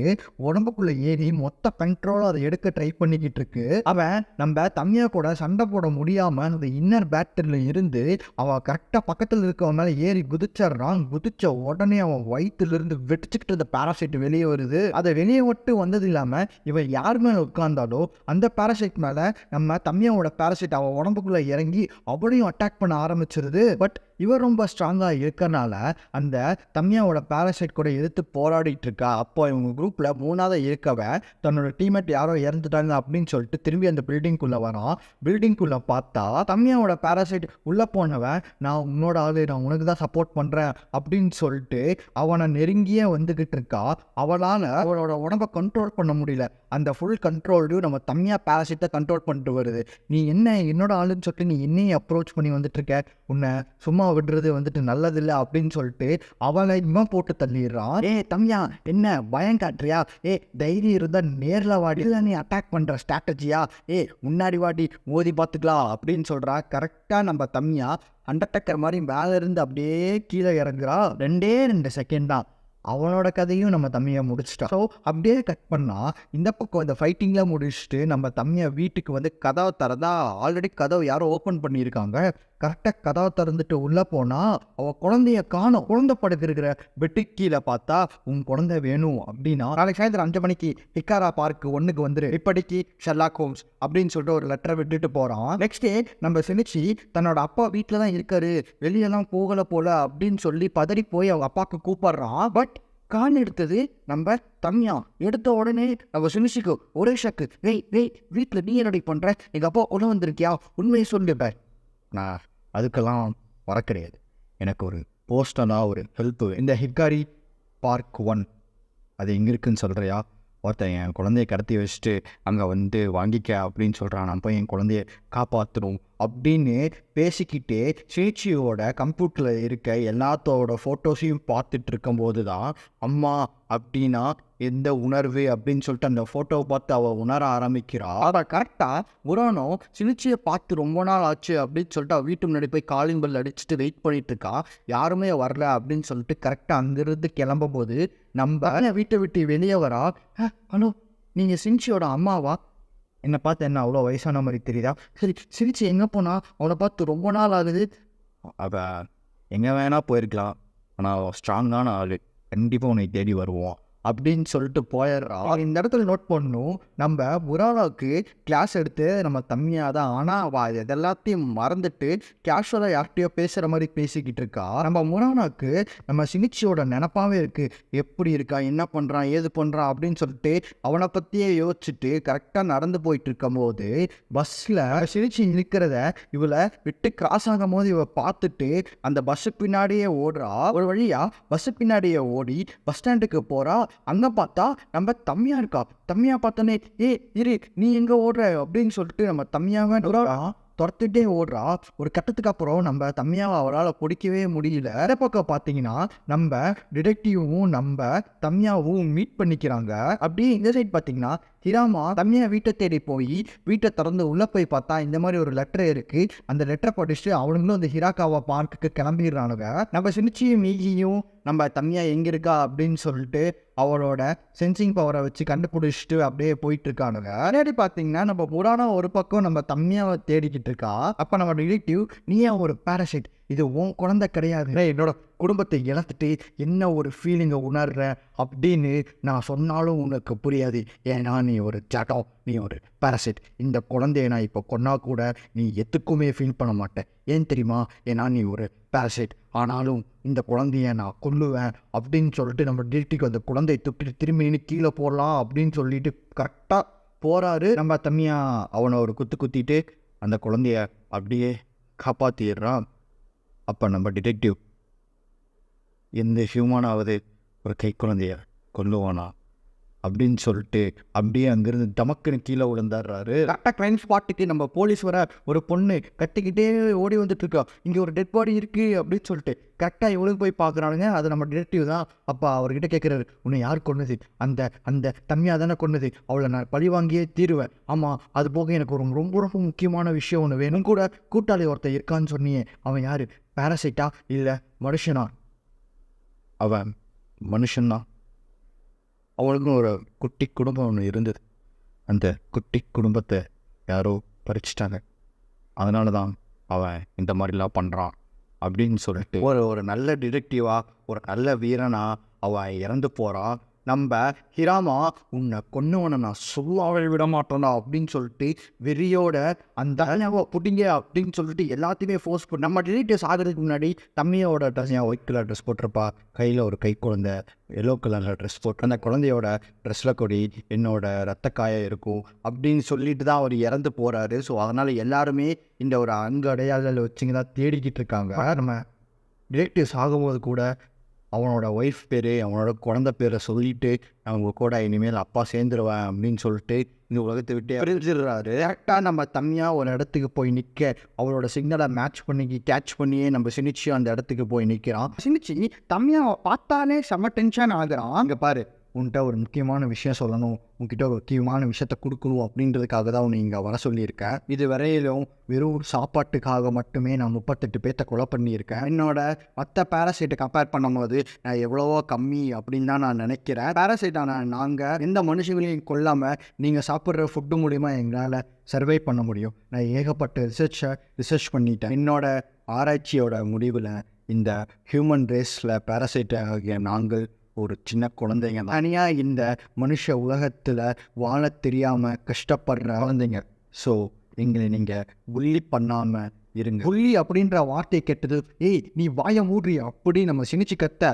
அப்போ நம்ம மீகி இரு, அவள் சொல்கிறது கேளு அப்படின்றா. நம்ம தம்மியா நான் சொல்ல போகிற விஷயம் உங்களால் ஏற்றுக்கவே முடியாது, பட் ஒரு ரேர் ப்ரீட். நான் என்ன சொல்ல வரேன், என்னோடய தாட் என்னன்னு உனக்கு மட்டும்தான் புரியும். அதனால தான் உன்கிட்ட நான் ஷேர் பண்ணுறேன். இது ஒரு முக்கியமான ஒரு அட்வைஸ். நீ 2 நாளைக்கு முன்னாடி ஒருத்தன் கூட சண்டை போட்ட ஞாபகம் இருக்கு. இனிமே நீ அவன் கூட சண்டை போடாமல் இருக்கிறது தான் உனக்கு நல்லது. அன்றைக்கி தான் உன்னோட நல்ல நேரம் கோட்டோ இருந்ததுனால நீ உயிர் தப்பிச்ச. இதே மீக்கியாக இருந்திருந்தா அலை தனியாக கால் தனியாக பிரித்து ஒவ்வொரு இடத்துல வச்சிரும். அந்த மீக்கியை நான் ரிசர்ச் பண்ணி உருவாக்கின ஒரு மிகப்பெரிய ஹைப்ரிட் சாகா வர பெற்ற. அப்போ நம்ம சினிச்சி, இப்போ நீ எதுக்கு எல்லா உண்மையும் என்கிட்ட சொல்லிக்கிட்டு இருக்க அப்படின்னு கேட்க அவள் சம்மந்தமே இல்லாமல் சிரிக்க ஆரம்பிக்கிறான். அப்போ கரெக்டாக போலீஸ்காரனுங்க வந்துடுறானுங்க. இந்த இடத்துல அவங்ககிட்ட ஒரு முக்கியமான ஒரு விஷயம் சொல்லணும். அதாவது நம்ம மீகி தான் உண்மையான ஹைப்ரிட், அவ தான் மனிதன் பாதி மிருகம் பாதி. இவ ஏன் இவ்வளோ உண்மையும் நம்ம சினிச்சுக்கிட்ட சொல்கிறான்னு உங்களுக்கு போக போக புரியும். So listen carefully guys. இதுதான் தன்மையாவா?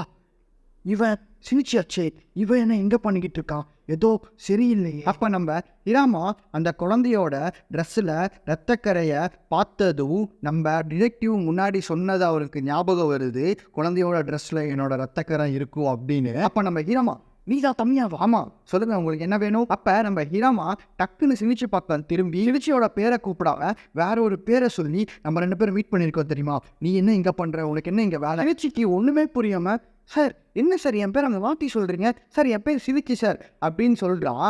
ஆக்சுவலாக இவர் ஏன் இப்படி சொல்கிறாருன்னா, யார் பேராசைட் அப்படின்னு கண்டுபிடிக்கிறதா அப்படி சொல்கிறாரு.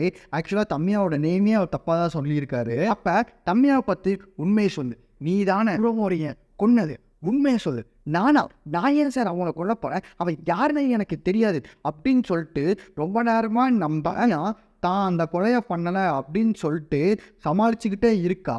ஒரு கட்டத்தில் வெறியான நம்ம ஹிராமா அவன் தம்மியாவுக்கு ஹெட்ஷாட் கொடுத்துட்றான். அவ்வளோ நாள் நடிச்சிட்டு இருந்த நம்ம தம்மியா, ஆமாம் இப்போ நான் தான் அவனை கொன்னேன், அதுக்கு என்ன பண்ணலாம்? இவன் இப்படி பேசினதை கேட்டதும் நம்ம ஹிராமா டென்ஷன் ஆகி எல்லாத்தையும் ஃபயர் பண்ண சொல்கிறான். எல்லாருமே நம்ம தம்மியாவை நோக்கி டப்படப்படப்படப்பான்னு சுட்டுட்டு இருக்கும்போது நம்ம தம்மியா எந்த ஒரு அட்டாக்குமே பண்ணாமல் அந்த குழந்தைய பாதுகாத்துட்டு இருக்கா. அப்போ நம்ம சினிச்சி அவ கையில் குழந்தை இருக்கு, சுடாதீங்க அப்படின்னு கத்தாகி, சும்மாறா உனக்கு இது தேவையில்லாத வேலை, வா நம்ம இங்கிருந்து போயிடலான்னு இவ்வளோ சொல்ல நம்ம போலீஸ்காரங்க உள்ளட்ட தீர ரீலோட் பண்ணி நம்ம தம்மியா சுட்டுட்டு இருக்காங்க. ஒரு கட்டத்துக்கு அப்புறம் நம்ம தம்மியா நம்ம சினிச்சியை நோக்கி நடந்து வந்துக்கிட்டே இருக்கா. தானே கொல்லதான் வராங்க அப்படின்னு சொல்லிட்டு நம்ம மீகி, வா இங்கிருந்து ஓடிடலாம், இவ பண்ணுறது பார்த்தா எதுவுமே சரியில்லாத மாதிரி இருக்கு. அப்போ நம்ம தம்மியா நம்ம சினிச்சியை பார்த்து, சினிச்சி போகாத சினிச்சி அப்படின்னு தன்னோட அம்மாவோட ரூபத்தில் நம்ம சினிச்சியை பார்த்து சொல்ல, அம்மா சென்டிமெண்ட்ல தாக்கப்பட்ட நம்ம அதே இடத்துலயே நிற்கிறாங்க. அப்போதான் அந்த ஜோசியக்கார பொம்பளை சொன்னது நம்ம சினிச்சிக்கு ஞாபகம் வருது. ஓ இதயத்தில் யார் அந்த ஓட்டையை போட்டாங்களோ அவங்க தான் அந்த ஓட்டையை அடைப்பாங்க அப்படின்னு சொல்ல, அவனுக்குள்ள ஏகப்பட்ட எமோஷன்ஸ் அப்படியே அவனை கலந்துக்கிட்டே. தம்மியா கிட்ட வர நம்ம சினிச்சி தன்னுடைய அப்பா அம்மா கரெக்டாக ட்ரிப்பு போயிட்டு வீட்டுக்கு தன்னுடைய அம்மா நம்ம சினிச்சியை பணமாயிடாச்சு, ஏன் இவ்வளோ சோகமாக இருக்க அப்படின்னு கேட்குற மாதிரி அவன் நினைக்க, அந்த பக்கம் தம்மியா அந்த குழந்தைய நம்ம சினிச்சி கையில் கொடுத்துட்டு, நான் ஒரு விஷயத்தில் ரொம்ப பெருமைப்பறேன், எவ்வளோ பண்ணியிருந்தாலும் இந்த குழந்தைய நான் ஒன்றுமே பண்ணலை அப்படின்னு சினிச்சி கையில் கொடுத்துட்டு, அரிஹத்தோ அப்படின்னா தேங்க்ஸ்னு அர்த்தம் அப்படின்னு அந்த ஒரு வார்த்தையை சொன்னதும் நம்ம சினிச்சிக்கு ஒரே ஷாக்கு, நம்ம மீகிக்கு பயங்கரமான ஷாக். ஒரு நார்மல் ஹியூமன் பீயிங் எப்படி இறந்து போவாங்களோ அதே மாதிரி நம்ம தம்மியாவும் இறந்து போயிட்டாங்க. அண்ட் இந்த பக்கம் நம்ம சினிச்சி என்னைக்கு மீகியோட ஹார்ட்டு அவனோட ஹார்ட்டோட இணைஞ்சதோ அன்னையிலிருந்து அழுகை அப்படின்ற ஒரு இமோஷனே அவனுக்கு இல்லாமல் இருந்தது. ஆனால் இன்னைக்கு அவன் கண்ணில் தாரையாக தண்ணி ஊற்றுது கைஸ். ஸோ அப்படியே கட் பண்ண ஃபாரஸ்ட் டிபார்ட்மெண்ட் ஆளுங்களாக நம்ம தம்மியாவை ஃபோட்டோ எடுத்துக்கிட்டு இருக்காங்க. அந்த குழந்தைய நம்ம சினிச்சி குழந்தை காப்பதுக்கான ஆளுக்கிட்ட அந்த குழந்தையை ஒப்படைக்கிறான். ஸ்பாட்டில் முரணா வந்ததுனால முரணாவையும் கேள்வி கேட்டுட்ருக்காங்க.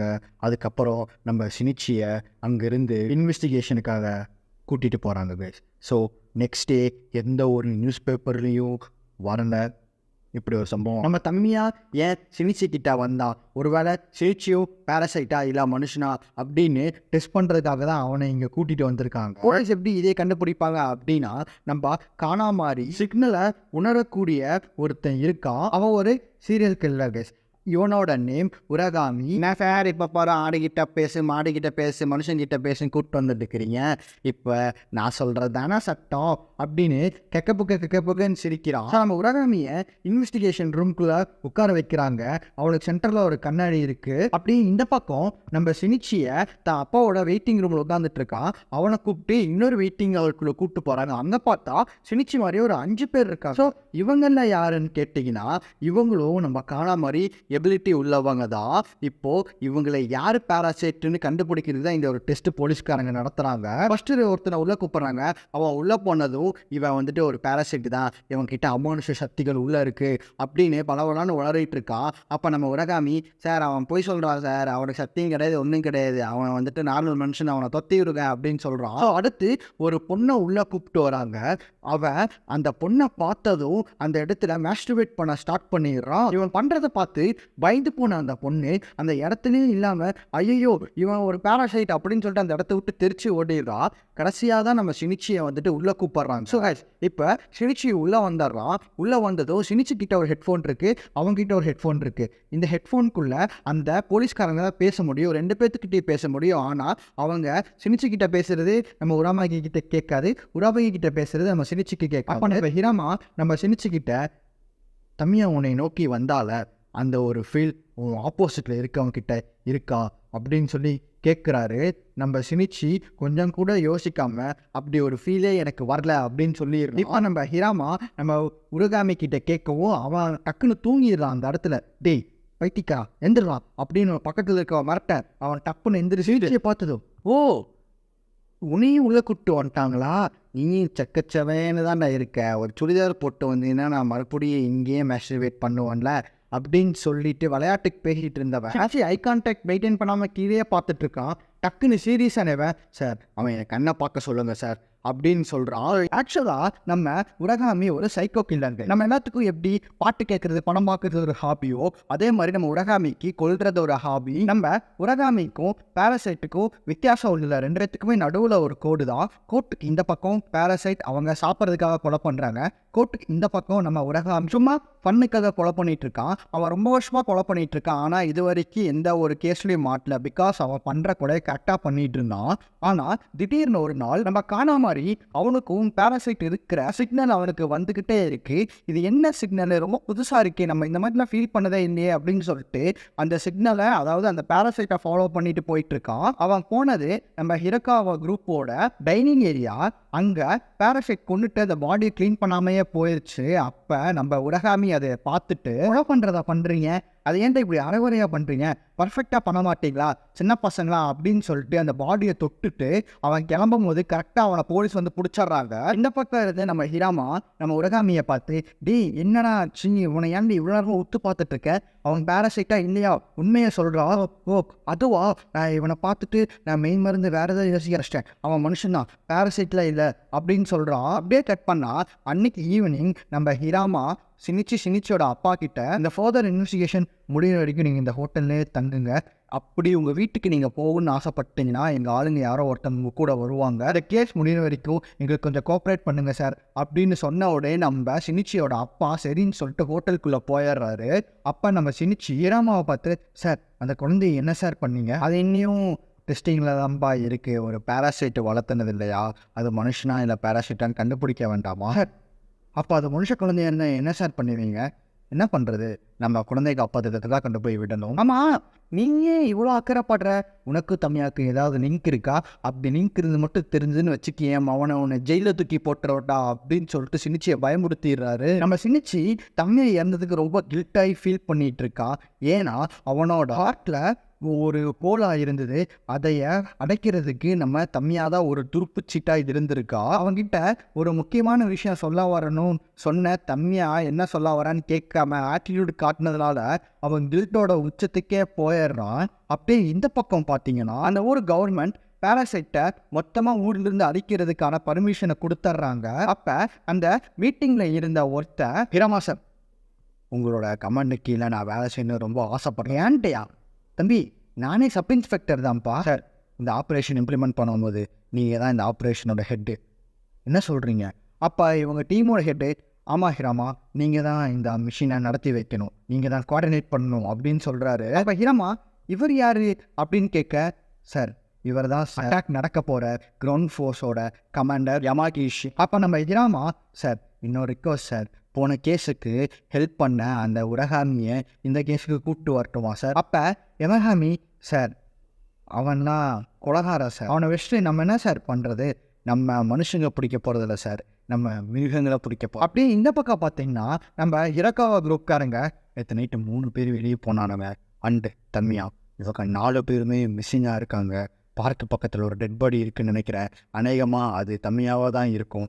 ஆனால் இவங்க 3 பேர்த்துக்கு என்ன கவர்மெண்ட்டு ஏதோ பெருசாக நம்மளை அழிக்க பிளான் பண்ணிகிட்டு இருக்கான்னு நினைக்கிறேன். எனக்கு ஒரு இன்ஃபர்மேஷனுமே கிடைக்க மாட்டேங்குது அப்படின்னு இவனுக்குள்ளே பேசிக்கிட்டு இருக்காங்க. அப்புறம் நெக்ஸ்ட் டே ஆஸ் யூஷுவல் எப்பவும் போனால் நம்ம சின்சி ஸ்கூலுக்கு கிளம்பி போகிற வழியில் அவன் ஆள் பார்த்து இந்த லீவானல அதுக்கான நோட்ஸ் வச்சுக்க அப்படின்னு கொடுக்க நம்ம முரணோட ஃப்ரெண்ட்ஸ்லாம் வந்து நம்ம சினிச்சியை கலாய்ச்சிக்கிட்டு அப்படியே போயிட்டுருக்கு. ஆனால் சினிச்சியோட மனசில் அந்த ஸ்கூலுக்கு வந்ததுலேருந்து அவனுக்கு என்னெல்லாம் நடந்ததோ அது எல்லாமே அவனுக்கு மைண்டுக்குள்ளே ஓடிக்கிட்டே இருக்குது. அன்றைக்கு சாயந்தரம் எப்பவும் போல் ஸ்கூல் முடிச்சுட்டு நம்ம சினிச்சியோட கேர்ள் ஃப்ரெண்டும் 2 பேரும் உட்காந்துட்டு பேசிக்கிட்டு இருக்காங்க. சரி வீட்டுக்கு கிளம்பலாம் அப்படின்னு கிளம்பும்போது அவங்களுக்கு ஆப்போசிட்டில் நம்ம ஹிராமா வந்து நிற்கிறார். இவங்க 2 பேரும் அவர் இருக்காரு அப்படின்னு தெரிஞ்சு அவரை கண்டுக்காமல் போகும்போது கரெக்டாக ஹிராமா, தம்பி இந்த போரில் நம்ம ஜெயிப்போமா தோப்போமான்னு தெரியாது, ஆனால் சண்டை செய்யணும். எனக்கு ஏதோ ஒன்று மிஸ் ஆகிற மாதிரியே ஃபீல் ஆகுது. அதை நான் என்னன்னு தான் என்னால் கண்டுபிடிக்கவே முடியல. உன்னோட ஹெல்ப் எனக்கு வேணும் அப்படின்னு அவன்கிட்ட ஹெல்ப் கேட்டு போய் நிற்கிறாரு. அப்படியே கட் பண்ணால் நம்ம எவங்கிச்சு, ஓ சார் நீங்கள் சொன்ன அந்த ஹைஸ்கூல் பையன் இவன் தானா, தம்பி உட்காரு, சரி உன்கிட்ட ஏதாவது ஐடியா இருக்கா அவங்களை எப்படி கொலை பண்ணலாம் அப்படின்னு. சார் நம்ம ஏன் சார் இந்த ஃப்ளேம் த்ரோவரை யூஸ் பண்ணக்கூடாது? ஃப்ளேம் த்ரோவரா? நீ சொல்கிற ஐடியா நல்லா தான் இருக்குது, ஆனால் அந்த பேராசைட் ஒன்றுக்குள்ளே 4-5 பேராசைட் இருக்குது, ஆனால் அதுக்கு எல்லாமே சேர்த்து ஒரே ஒரு ஹார்ட் தானே, அந்த ஹார்ட்டை தான் எய்ம் பண்ண போகிறோம் அப்படின்னு சொல்கிறோம். அப்படியே நெக்ஸ்ட் டே பார்த்தீங்கன்னா ஆர்மி மொத்தத்தையும் நம்ம ஹிரக்காமாவோட பில்டிங் முன்னாடி எல்லாத்தையுமே இறக்கிட்டு நம்ம தம்மியா தான் இந்த மேயரை பற்றி நம்ம சினிச்சிக்கிட்ட சொல்ல வந்திருப்பான். ஆனால் அது சொல்கிறதுக்கு முன்னாடி அவன் இறந்து போயிட்டா. பில்டிங்குள்ளே இருந்து வெளியே வரவங்க மனுஷங்களாம் இருக்காங்களா அப்படின்னு சொல்லிட்டு ஸ்கேன் பண்ணுறதுக்கு ஒரு ஸ்கேனிங் மிஷின் ஒன்று ரெடி பண்ணியிருக்காங்க. அந்த பில்டிங்கை சுற்றி முன்னாடி பின்னாடி மேலே கீழே அப்படின்னு எல்லா இடத்துலையுமே ஆர்மி ஆஃபீஸ் ரவுண்ட் அப் பண்ணிட்டாருங்க. அந்த பில்டிங்குள்ளே ஒரு பெரிய எமர்ஜென்சி நடக்க போகுது மக்களே, அதனால் எல்லாருமே கிரவுண்ட் ஃப்ளோருக்கு கேதர் ஆகுங்க, ஒரு முக்கியமான மீட்டிங் இருக்குது அப்படின்னு சொல்லிட்டு எல்லாத்தையுமே கிரவுண்ட் ஃப்ளோருக்கு கேதர் ஆக வைக்கிறானுங்க. இது எல்லாத்தையுமே அந்த பேராசைட்ஸ் இருந்து மேலே பார்த்துட்டு கீழே இறங்கி வருது. நம்ம தம்மியாக சொன்ன மேயர் இவர் தான், இங்கே பாருங்கள் நான் ஏன் முன்னாடி போகணும், எனக்கு ஏன் உயிர் முக்கியம் இல்லை, எனக்கு மக்கள் உயிர் தான் முக்கியம், நீங்கள் எல்லாருமே முன்னாடி போங்க அப்படின்னு சொல்லிட்டு வயசானவங்க குழந்தைங்க பொம்பளைங்க எல்லாத்தையும் முன்னாடி அனுப்புகிறான். அப்படியே இந்த பக்கம் நம்ம ஹிராமா உரகாமையை கூட்டிகிட்டு வந்துட்டு பாரு இந்த பேராசைட் ஏதாவது ஃபீல் ஆகுதா பாருன்னு சொல்லிட்டு இருக்கான். அப்போ கரெக்டாக நம்ம சினிச்சி உள்ளே வந்தோடனே சினிச்சியை பார்க்க சொல்லிட்டு இருக்கான். ஆக்சுவலாக சினிச்சிக்கு ஒன்றும் தான் ஃபீல் ஆகாது. அவன் பேன்னு பார்த்துட்டு மிகி ஏதாவது ஒன்றால் பண்ண முடியுமா, டேய் நம்ம ரொம்ப தூரத்தில் இருக்கோம்டா, கிட்ட போனால் தான் நம்மளால் கண்டுபிடிக்க முடியும் அப்படின்னு சொல்கிறான். இப்போ ஃபஸ்ட்டு பேட்சோட ஆளை வந்துட்டு அனுப்புகிறாங்க, ஒரு 7 பேரா. அவங்க வந்து அந்த ஸ்கேனிங்கில் பார்க்கும்போது எல்லாருமே மனுஷங்க தான். அடுத்தடுத்து பேட்சாக இறக்கிட்டு இருக்கும்போது ஒரு பேட்சில் ஸ்கேன் பண்ணால் உடம்பு போட்டிருக்கு, தலையை காணும். அப்போ நம்ம ஏமாகிச்சி பக்கத்தில் இருக்கவங்கிட்ட வாத்தியாரு ஃபர்ஸ்ட் மாதிரி எபிசோடில் வந்த பேட்சில் ஒரு பேராசைட் இருக்குன்னு சொல்லி கண்டுபிடிச்சிருந்தானுங்க. அந்த குரூப்பை மட்டும் தனியாக அங்கிருந்து கூட்டிகிட்டு வரானுங்க. அப்போது அவளுக்கு பின்னாடி இருக்க பீப்புளை இடையில ஒரு ஆர்மி ஆஃபீஸர் வந்து அவங்க எல்லாத்தையும் தனியாக கூட்டிகிட்டு போயிடுறான். அப்படியே அவனுக்கு முன்னாடி ஒரு ஆர்மி ஆஃபீஸர் வந்து முன்னாடி இருக்க பீப்புள் எல்லாத்தையும் தனியாக கூட்டிகிட்டு போயிடுறான். இந்த பேராசைட்டுக்கு ஒன்றுமே புரியாமல் திரும்பி பார்க்கும்போது அங்கிருந்து ஒரு ஆர்மி ஆஃபீஸர் டக்குன்னு ஒரு நெஞ்சிலே ஒரு ஏற்று bullet, army officer rocked, parasite shocked அப்படின்ற மூமெண்ட் தான் அங்கே இருந்தாலும். நம்ம எமகாட்சிக்கு மனசுக்குள்ள ஓடிட்டே இருக்கு, என்னன்னா இந்த புல்லட் பத்தாது, நம்ம புல்லட் மாற்றணும், நம்ம வந்துட்டு கன்னை மாற்றணும், நம்ம நிறைய விஷயங்கள் பண்ணணும் அப்படின்னு சொல்லிட்டு அவன் மைண்டுக்குள்ளே ஓடிக்கிட்டே இருக்கு. உள்ள இருக்க பேராசைட்டுக்கு என்ன வெளியே நடக்குது, ஏன் இப்படிலாம் பண்ணுறாங்க அப்படின்னு சொல்லிட்டு அவனுக்குள்ளே கம்யூனிகேட் பண்ணிக்கிறானுங்க. அப்புறம் இன்னொரு முக்கியமான விஷயம் கேஸ், பேராசைட்டு இன்னொரு பேராசைட் கூட அந்த சிக்னலை வச்சே தன்னால் கம்யூனிகேட் பண்ணிக்க முடியும். அந்த மாதிரி கம்யூனிகேட் பண்ணி இவங்க ஒரு பிளான் பண்ணுறாங்க. அப்போ நம்ம ஹிராமா நம்ம எவகாட்சிக்கு கால் பண்ணி, சார் இந்த மாதிரி இந்த உலகாமையை உள்ள கூட்டிகிட்டு போகலாம் சார், எவ்வளோ பேர் இருக்காங்க, நம்ம எப்படி ஒவ்வொருத்தங்களா கணிச்சிக்கிட்டு இருக்கிறது, அதுக்குள்ளே அவனுக்கு உஷாராயிட்டுன்னா என்ன பண்ணுறது, இவனை உள்ளே கூட்டிகிட்டு போகலாமா அப்படின்னு கேட்டுட்ருக்க. அப்படியே இந்த பக்கம் ஹிரக்காவா அவன் கூட ஒரு 4 பேர் இங்கே செகண்ட் ஃப்ளோரில் ஒரு மீட்டிங்காக இப்போல்லாம் வர சொல்லியிருந்து அவங்க எல்லாமே மேலே தான் இருக்காங்க. அவங்களுக்கு யாருமே தெரியாது கீழே இப்படி ஒரு சம்பவம் நடக்குது அப்படின்ட்டு. நாங்கள் 4 பேர் போயிட்டு அவளை ரெஸ்கியூ பண்ணி கூட்டிகிட்டு வந்துடுறோம் பேஸ் அப்படின்னு சொல்கிறான். அதுக்கு இந்த போலீஸ், நீங்களும் ஒன்றும் போக தேவையில்லப்பா, நானே போய் கூப்பிட்டு வந்துக்கிறேன். சார் இல்லை சார் நாங்களே போகிறோம், நீங்கள் கண்ணு கைமா இருக்கீங்க, உங்களை பார்த்தா பயந்துடுவாங்க, நாங்களே போகிறோம் அப்படின்றப்ப இவன் நம்ம எமகாட்சி கிட்ட இன்ஃபார்ம் பண்ணும்போது எமகாட்சி ஓகே இவனுக்கு வந்து ஃபஸ்ட்டு மூவ் பண்ண ஆரம்பிக்கிறாங்க. டேய் ஒருத்தனையும் வெளியே விடாத, எல்லாத்தையும் உள்ளே லாக் பண்ண அப்படின்னு அவன்கிட்ட இன்ஸ்ட்ரக்ஷன் கொடுத்துட்டு டக்குன்னு நம்ம ஹிராமாவை ஹோல்டில் போட்டிருந்தார். அவர் எடுத்துட்டு, சார் அவன் கொலையாளி சார், அவனை என்ன வேணால் பண்ணிக்கோங்க, ஃபுல் பர்மிஷன் கொடுத்துட்றேன் அப்படின்னு சொல்லிடுறான். அப்போ கரெக்டாக நம்ம உரகாமியை போட்டு வெளியே இழுத்துட்டு வராங்க. அப்படி இந்த பக்கம் பேராசைட்டில் இருக்க ஒரு பொண்ணு, சார் இந்த பேட்ச் நாங்கள் வெளியே போகிறோம் அப்படின்னு வாலண்டியரியாக வந்து வெளியே கூப்பிட்டு போயிட்டுருக்கா. அந்த டைம் என்ன ஆயிடுச்சுன்னா, எல்லாருமே ஒருத்தர் பக்கத்தில் ஒருத்தர் நின்னால், அதாவது ஸ்கேனிங் மிஷினில் கண்டுபிடிக்க முடியல யார் பேராசைட் அப்படின்னு. அப்போ அந்த சயின்டிஸ்ட் வந்துட்டு, டே எல்லாத்தையும் தனித்தனியாக நிற்க வைடா அப்படின்றான். அப்போ அங்கேருந்து ஒரு போலீஸ் ஆஃபீஸர் டக்குனு கன் எடுத்துட்டு எல்லாரும் தனித்தனியாக நில்லுங்கடா அப்படின்றப்ப ஒருத்த பயந்து அந்த இடத்துலேருந்து ஓடும்போது, இந்த பக்கம் நம்ம உரகாமி, சார் என்னெல்லாம் ஏன் சார் கட்டி போட்டிருக்கீங்க, எப்படியும் நம்ம எல்லோரும் போய் சாக தான் போகிறோம், அவுத்துடுங்க சார், நான் நிம்மதியாக இருக்கலாம் அப்படின்னு சொல்லிட்டு அப்படியே நடந்து வரும்போது கரெக்டாக இவன் ஓடுறான். இங்கே ஒரு பேராசைட் இருக்கு அப்படின்னு சொல்ல ஓடி போன டப்புன்னு சுட்டாரான். பார்த்தா அது மனுஷங்க. இப்படி ஆனதும் டக்குன்னு பக்கத்தில் இருந்த பேராசைட் அதை அட்டாக் பண்ண ஸ்டார்ட் பண்ணோன்னே இவனுங்க ஷூட் பண்ண ஆரம்பிச்சிடறானுங்க. ஷூட் பண்ணதில் அந்த ஸ்கேனிங் மிஷினில் பட்டு அந்த ஸ்கேனிங் மிஷின் ஒர்க் ஆகாமல் போயிடுச்சு. இப்போ எப்படியுமே கண்டுபிடிக்க முடியாது. ஓ இதுதான் கைஸ் அந்த பொம்பளை பேராசைட் போட்ட பிளானு.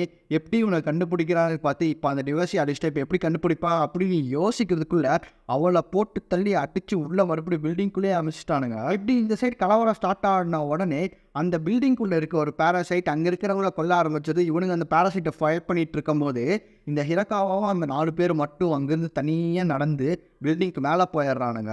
ஒரு 2 பேராசைட் இருக்கிற எல்லாத்தையும் அட்டுலியம் பண்ண அந்த பேராசைட் கொள்றதுக்காக ஹியூமன்ஸ் எல்லாத்தையுமே இவனுக்கு கொல்ல ஆரம்பிச்சிட்றானுங்க. கரெக்டாக நம்ம எமகாச்சி உள்ளே வந்து டப்புன்னு எல்லாத்தையும் சுட்டுட்டு எல்லாரும் வண்டி போடுங்கடா, எவனும் எந்திரிக்கூடாது, எந்திரிச்சா எல்லாத்தையும் சுட்டு பொசுக்கிடுவேன் அப்படின்னு சொல்லவும் ஒருத்த மட்டும் எந்திரிச்சு, எப்படா நீங்கள் எங்களெல்லாம் உட்கார சொன்னோம் அப்படின்னு அவனை போட்டாரு.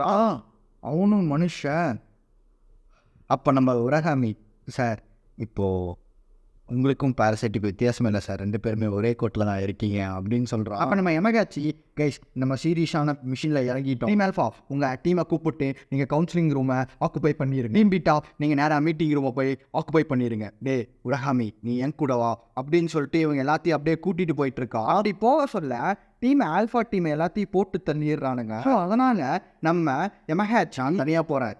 நீ என்ன பண்ணுறனா டீம் பீட்டாவை கூப்பிட்டு இந்த பில்டிங் ஃபுல்லாக சுற்றி போய் அப்படின்னு சொல்லிட்டு அவங்க 2 பற்றி அந்த சைடு அனுப்பிச்சி விட்டு இவன் தனியாக போகிறான். சீஃப் நீங்கள் எப்படி சர்வை பண்ண போகிறீங்க, அதெல்லாம் நான் பார்த்துக்கிறேன், நீங்கள் போங்க அப்படின்னு சொல்லிட்டு அவங்க கூட ஒரு 2 பேர்த்த கூப்பிட்டு அவன் அந்த சைடு போக ஆரம்பிச்சிட்றான். அப்போ நம்ம இரக்காவா நேராக மேலே போயிட்டு அங்கே நம்ம கோட்ஸு இருக்காங்க. கோட்ஸு இரக்காவை பார்த்து, உனக்கு சான்ஸ் கிடச்சி நீ ஏன் தப்பிக்காமல் இருக்க, அதே கேள்வி தாண்ட நான் உன்கிட்ட கேட்குறேன், நீ ஏன் தப்பிக்காமல் இருக்க.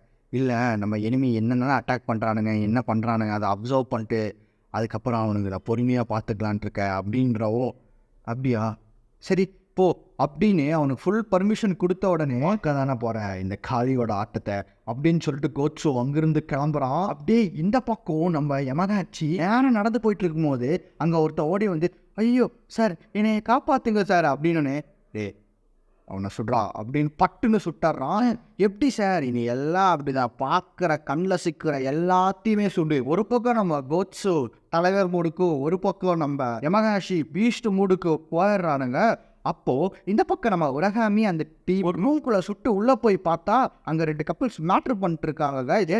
அவனெல்லாம் சுட்டு போட்டுறாதீங்கடா, அவனுக்கு மனுஷங்கடா, அவனுக்கு துரத்தி விடுங்கடா அப்படின்னு சொல்லிட்டு அப்படியே நடந்து போயிட்டு இருக்கும்போது திருப்பி ஆப்போசிட்டில் இன்னொரு பேராசைட், அவன் பேராசைட்றான் அவனை சுடுங்கடா அப்படின்றப்ப இவனுங்க நெஞ்சுக்கு சுடாமல் கைக்கு சுட்டாரானுங்க. என்னடா இவனுங்க கூட சுட தரலையா, சீக்கிரம் சுடுங்கடா அவன் எங்கேயா ஓடிட போகிறான் அப்படின்னு பட்டுன்னு அவனையும் போட்டு தள்ளிடுறானுங்க. கரெக்டாக அவன் சாகும்போது ஒரு கால் ஷாட் மட்டும் காட்டுறானுங்க.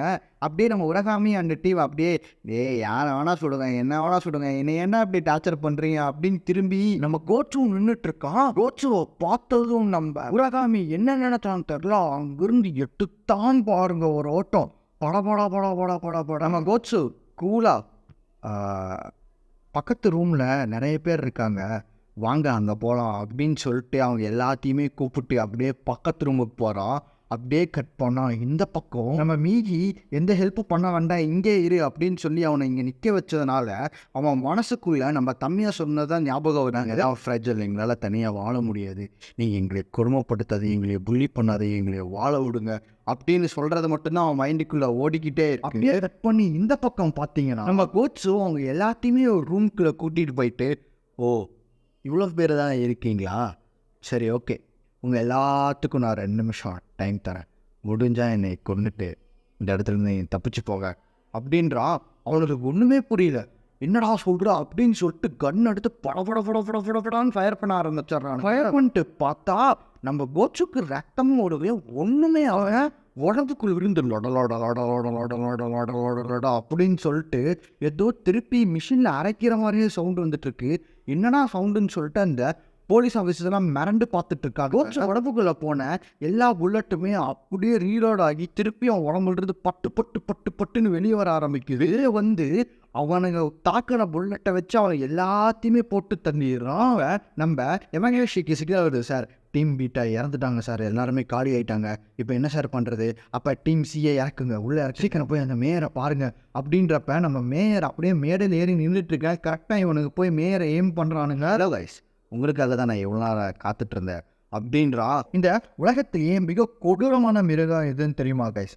தெரிஞ்சிருந்தால் மறக்காம கமெண்ட் செக்ஷனில் மென்ஷன் பண்ணுங்க. அந்த வீடியோட இடையில நான் உங்களுக்கு எக்ஸ்பிளைன் பண்ணுறேன். நம்ம ஹிரக்காவா அவங்கள பார்த்துட்டு, ஜென்டில்மேன் நீங்கள் நின்றுட்டுருக்கீங்க, வாங்க உட்காருங்க, நான் பேசுகிறது கேளுங்க, நீங்கள் ஏதோ தேய்ச்சிட்டேன்னு நினச்சிட்ருக்கீங்க. ஆனால் இந்த ஹியூமன் ரேஸை பொறுத்த வரைக்கும் நீங்கள் பண்ண கொலைலாம் அதுக்கு சமமே ஆகாது. இப்போ என்னை கொள்றது கூட கையில் ஏதோ எடுத்துகிட்டு வந்திருக்கீங்க பார்த்தீங்களா, இது கூட வேற ஏதோ பர்பஸ்க்காக தான் கண்டுபிடிச்சிருப்பானுங்க. ஆனால் நீங்கள் இந்த பர்பஸ்க்கு யூஸ் பண்ணுறீங்க. இந்த மனுஷங்க ஒரு நாள் கண்டிப்பாக புரிஞ்சுப்பானுங்க இந்த மக்கள் தொகையை எப்படியாவது கட்டுப்படுத்தணும் அப்படின்னு. பாப்புலேஷன் சேர்றதுனால இந்த ஹியூமன் கைன் என்விரான்மெண்ட்டை எவ்வளோ டேமேஜ் பண்ணுவோம் அப்படின்னு. ஆனால் எங்களை மாதிரி பேரசைட்டு அப்படி கிடையாது. இந்த இயற்கைக்கு சமமாக வாழ்கிறவங்க இந்த ஹியூமன் ரேஸை கட்டுப்படுத்த தான் நாங்கள் பிறந்துரும். ஆனால் மனுஷங்க நீங்கள் இந்த உலகத்தில் நீங்கள் ஒருத்தங்க மட்டும்தான் வாழ்கிறீங்க, உங்களுக்கு மட்டும்தான் வாழ்க்கை இருக்குது. பூச்சி புழு சின்ன சின்ன விலங்குகளா வாழ்க்கையில் எல்லாத்தையும் நசுக்கி கொள்றீங்கள. அப்போது அந்த குரூப்பில் இருக்க ஒருத்தன், டே நாங்கள் யாரா நசுக்கி கொள்கிறோம், நீங்களாண்ட வெறி பிடிச்ச மிருக மாதிரி கொள்கிற. அப்போ நம்ம ஹிரக்காவா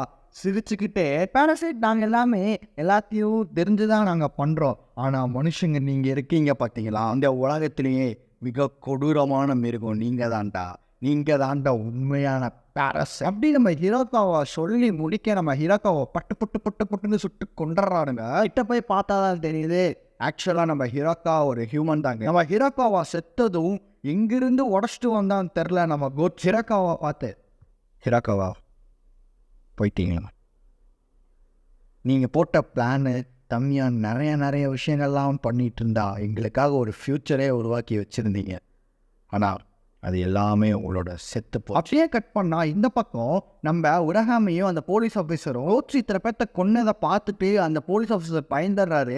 அப்போ நம்ம உரகாமி இதுதான் ட்ராக்குன்னு சொல்லி அந்த போலீஸ் ஆஃபீஸரை கொண்டுட்டு அங்கிருந்து தப்பிச்சிட்றோம். என்னதான் பண்ணியை கூப்பிட்டு குளிப்பாட்டி நடுவீட்டில் வச்சாலும் அதை பற்றி சேரில் தான் ஊரில் போகும். அதுதான் நம்ம உரகாமையே பண்ணிக்கிட்டு இருக்கோம். இப்படி ஆனதும் நம்ம மீகி சினிச்சு ஆனதெல்லாம் ஆகிப்போச்சு, நம்ம இங்கேருந்து கிளம்பிடலாம், அப்போதான் நம்ம உயிர் தப்பிக்க முடியும் அப்படின்னு சொல்கிறோம். இந்த பக்கம் நம்ம கோட்ஸு நம்ம ஹிரோக்காவா இறந்துட்டாரு, இப்போது நம்ம வாழணும்னா நம்ம எல்லாத்தையும் கொண்டுதான் ஆகணும் அப்படின்னு சொல்லிட்டு முடிவெடுத்து அவன் அப்படியே பீஸ்ட் மூடுக்கு போகிறான். அப்போ கரெக்டாக நம்ம எமகாச்சி அவனோட டீமும் நம்ம கோட்ஸோ அப்ரோச் பண்ணி போயிட்டு இருக்கும்போது மின்னல் வேகத்தில் கண்ணை திறக்கிறதுக்குள்ள அங்கே இருக்கிற 10 பேர்த்த போட்டுட்டான். இவன் பண்ண அட்டாக்கை பார்த்து நம்ம எமகாச்சி மிரண்டு போயிடுறா. அப்போ நம்ம கோட்ஸு 2 போலீஸ் அவன் குத்தி தூக்கி அவனுக்கு ஷீல்டாக யூஸ் பண்ணிட்டு இருக்காங்க.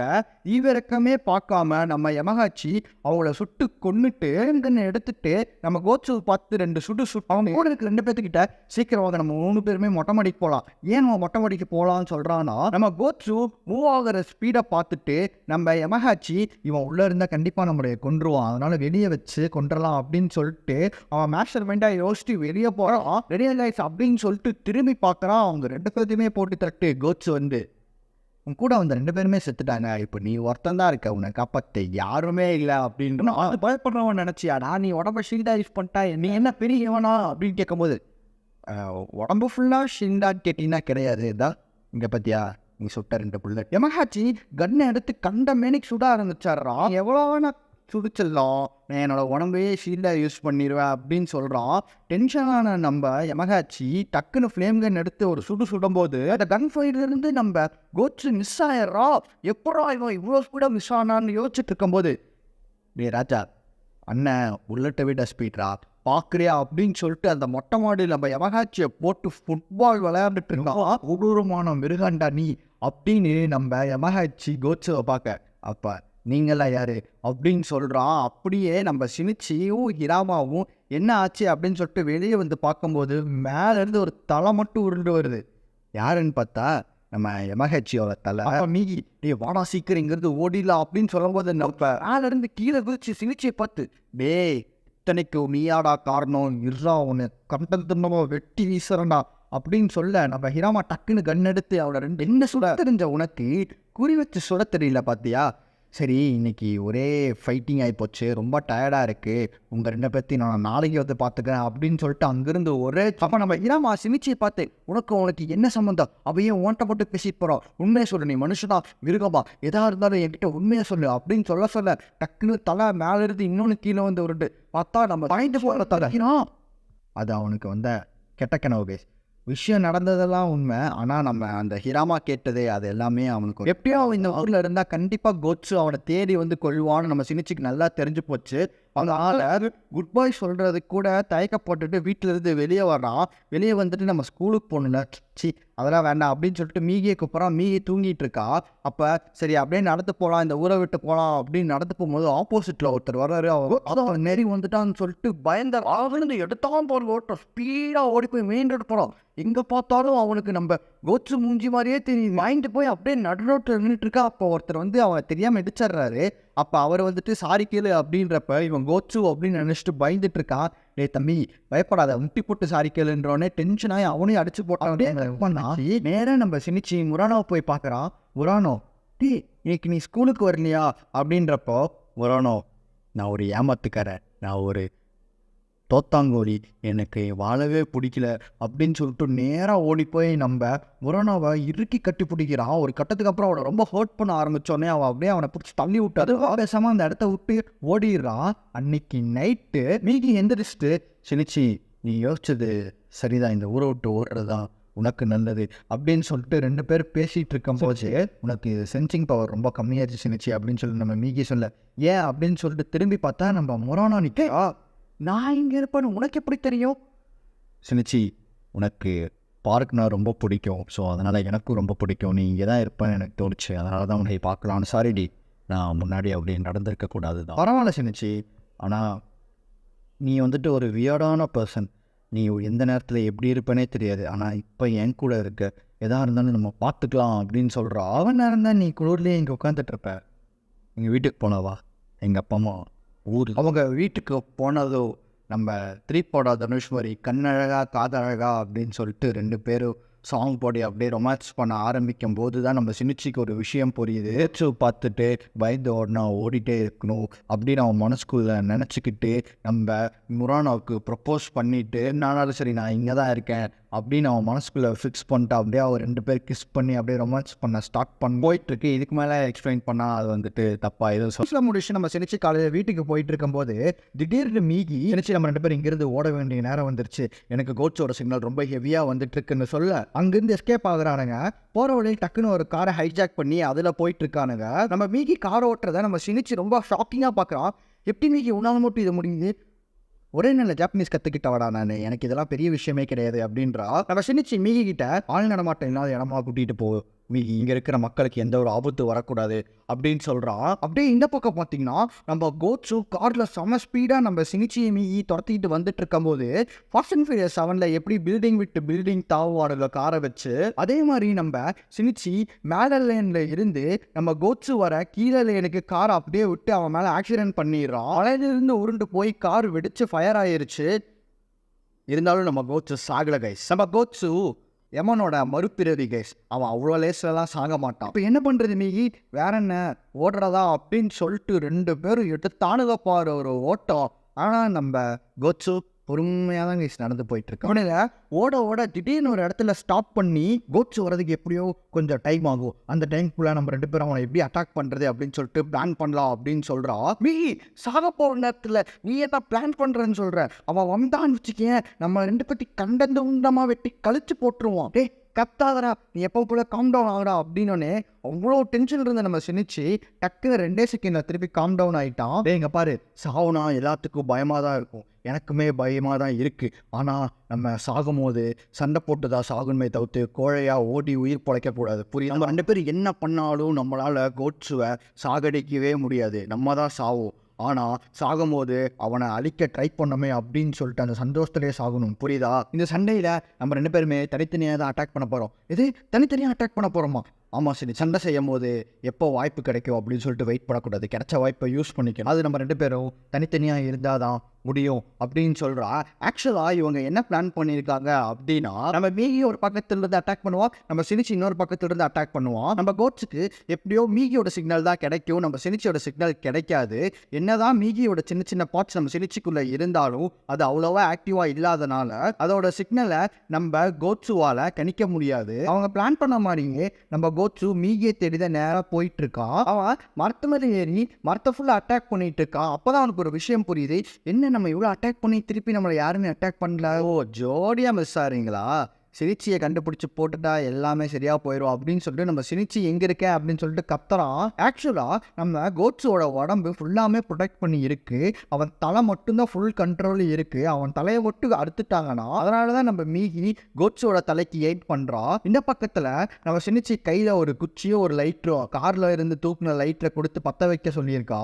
கரெக்டாக நம்ம சினிச்சிக்கு சிக்னல் கொடுத்த உடனே சினிச்சி கரெக்டாக கோட்ஸோட காலையே நேராக அந்த குச்சி போய் இறங்கின உடனே அவன் அட்டாக்ல ஒரு தடுமாற்றம் தெரிய ஆரம்பிச்சிருது. கரெக்டாக நம்ம மீகி ஸ்பீடாக போய் கழுத்தை அறுக்கிறா.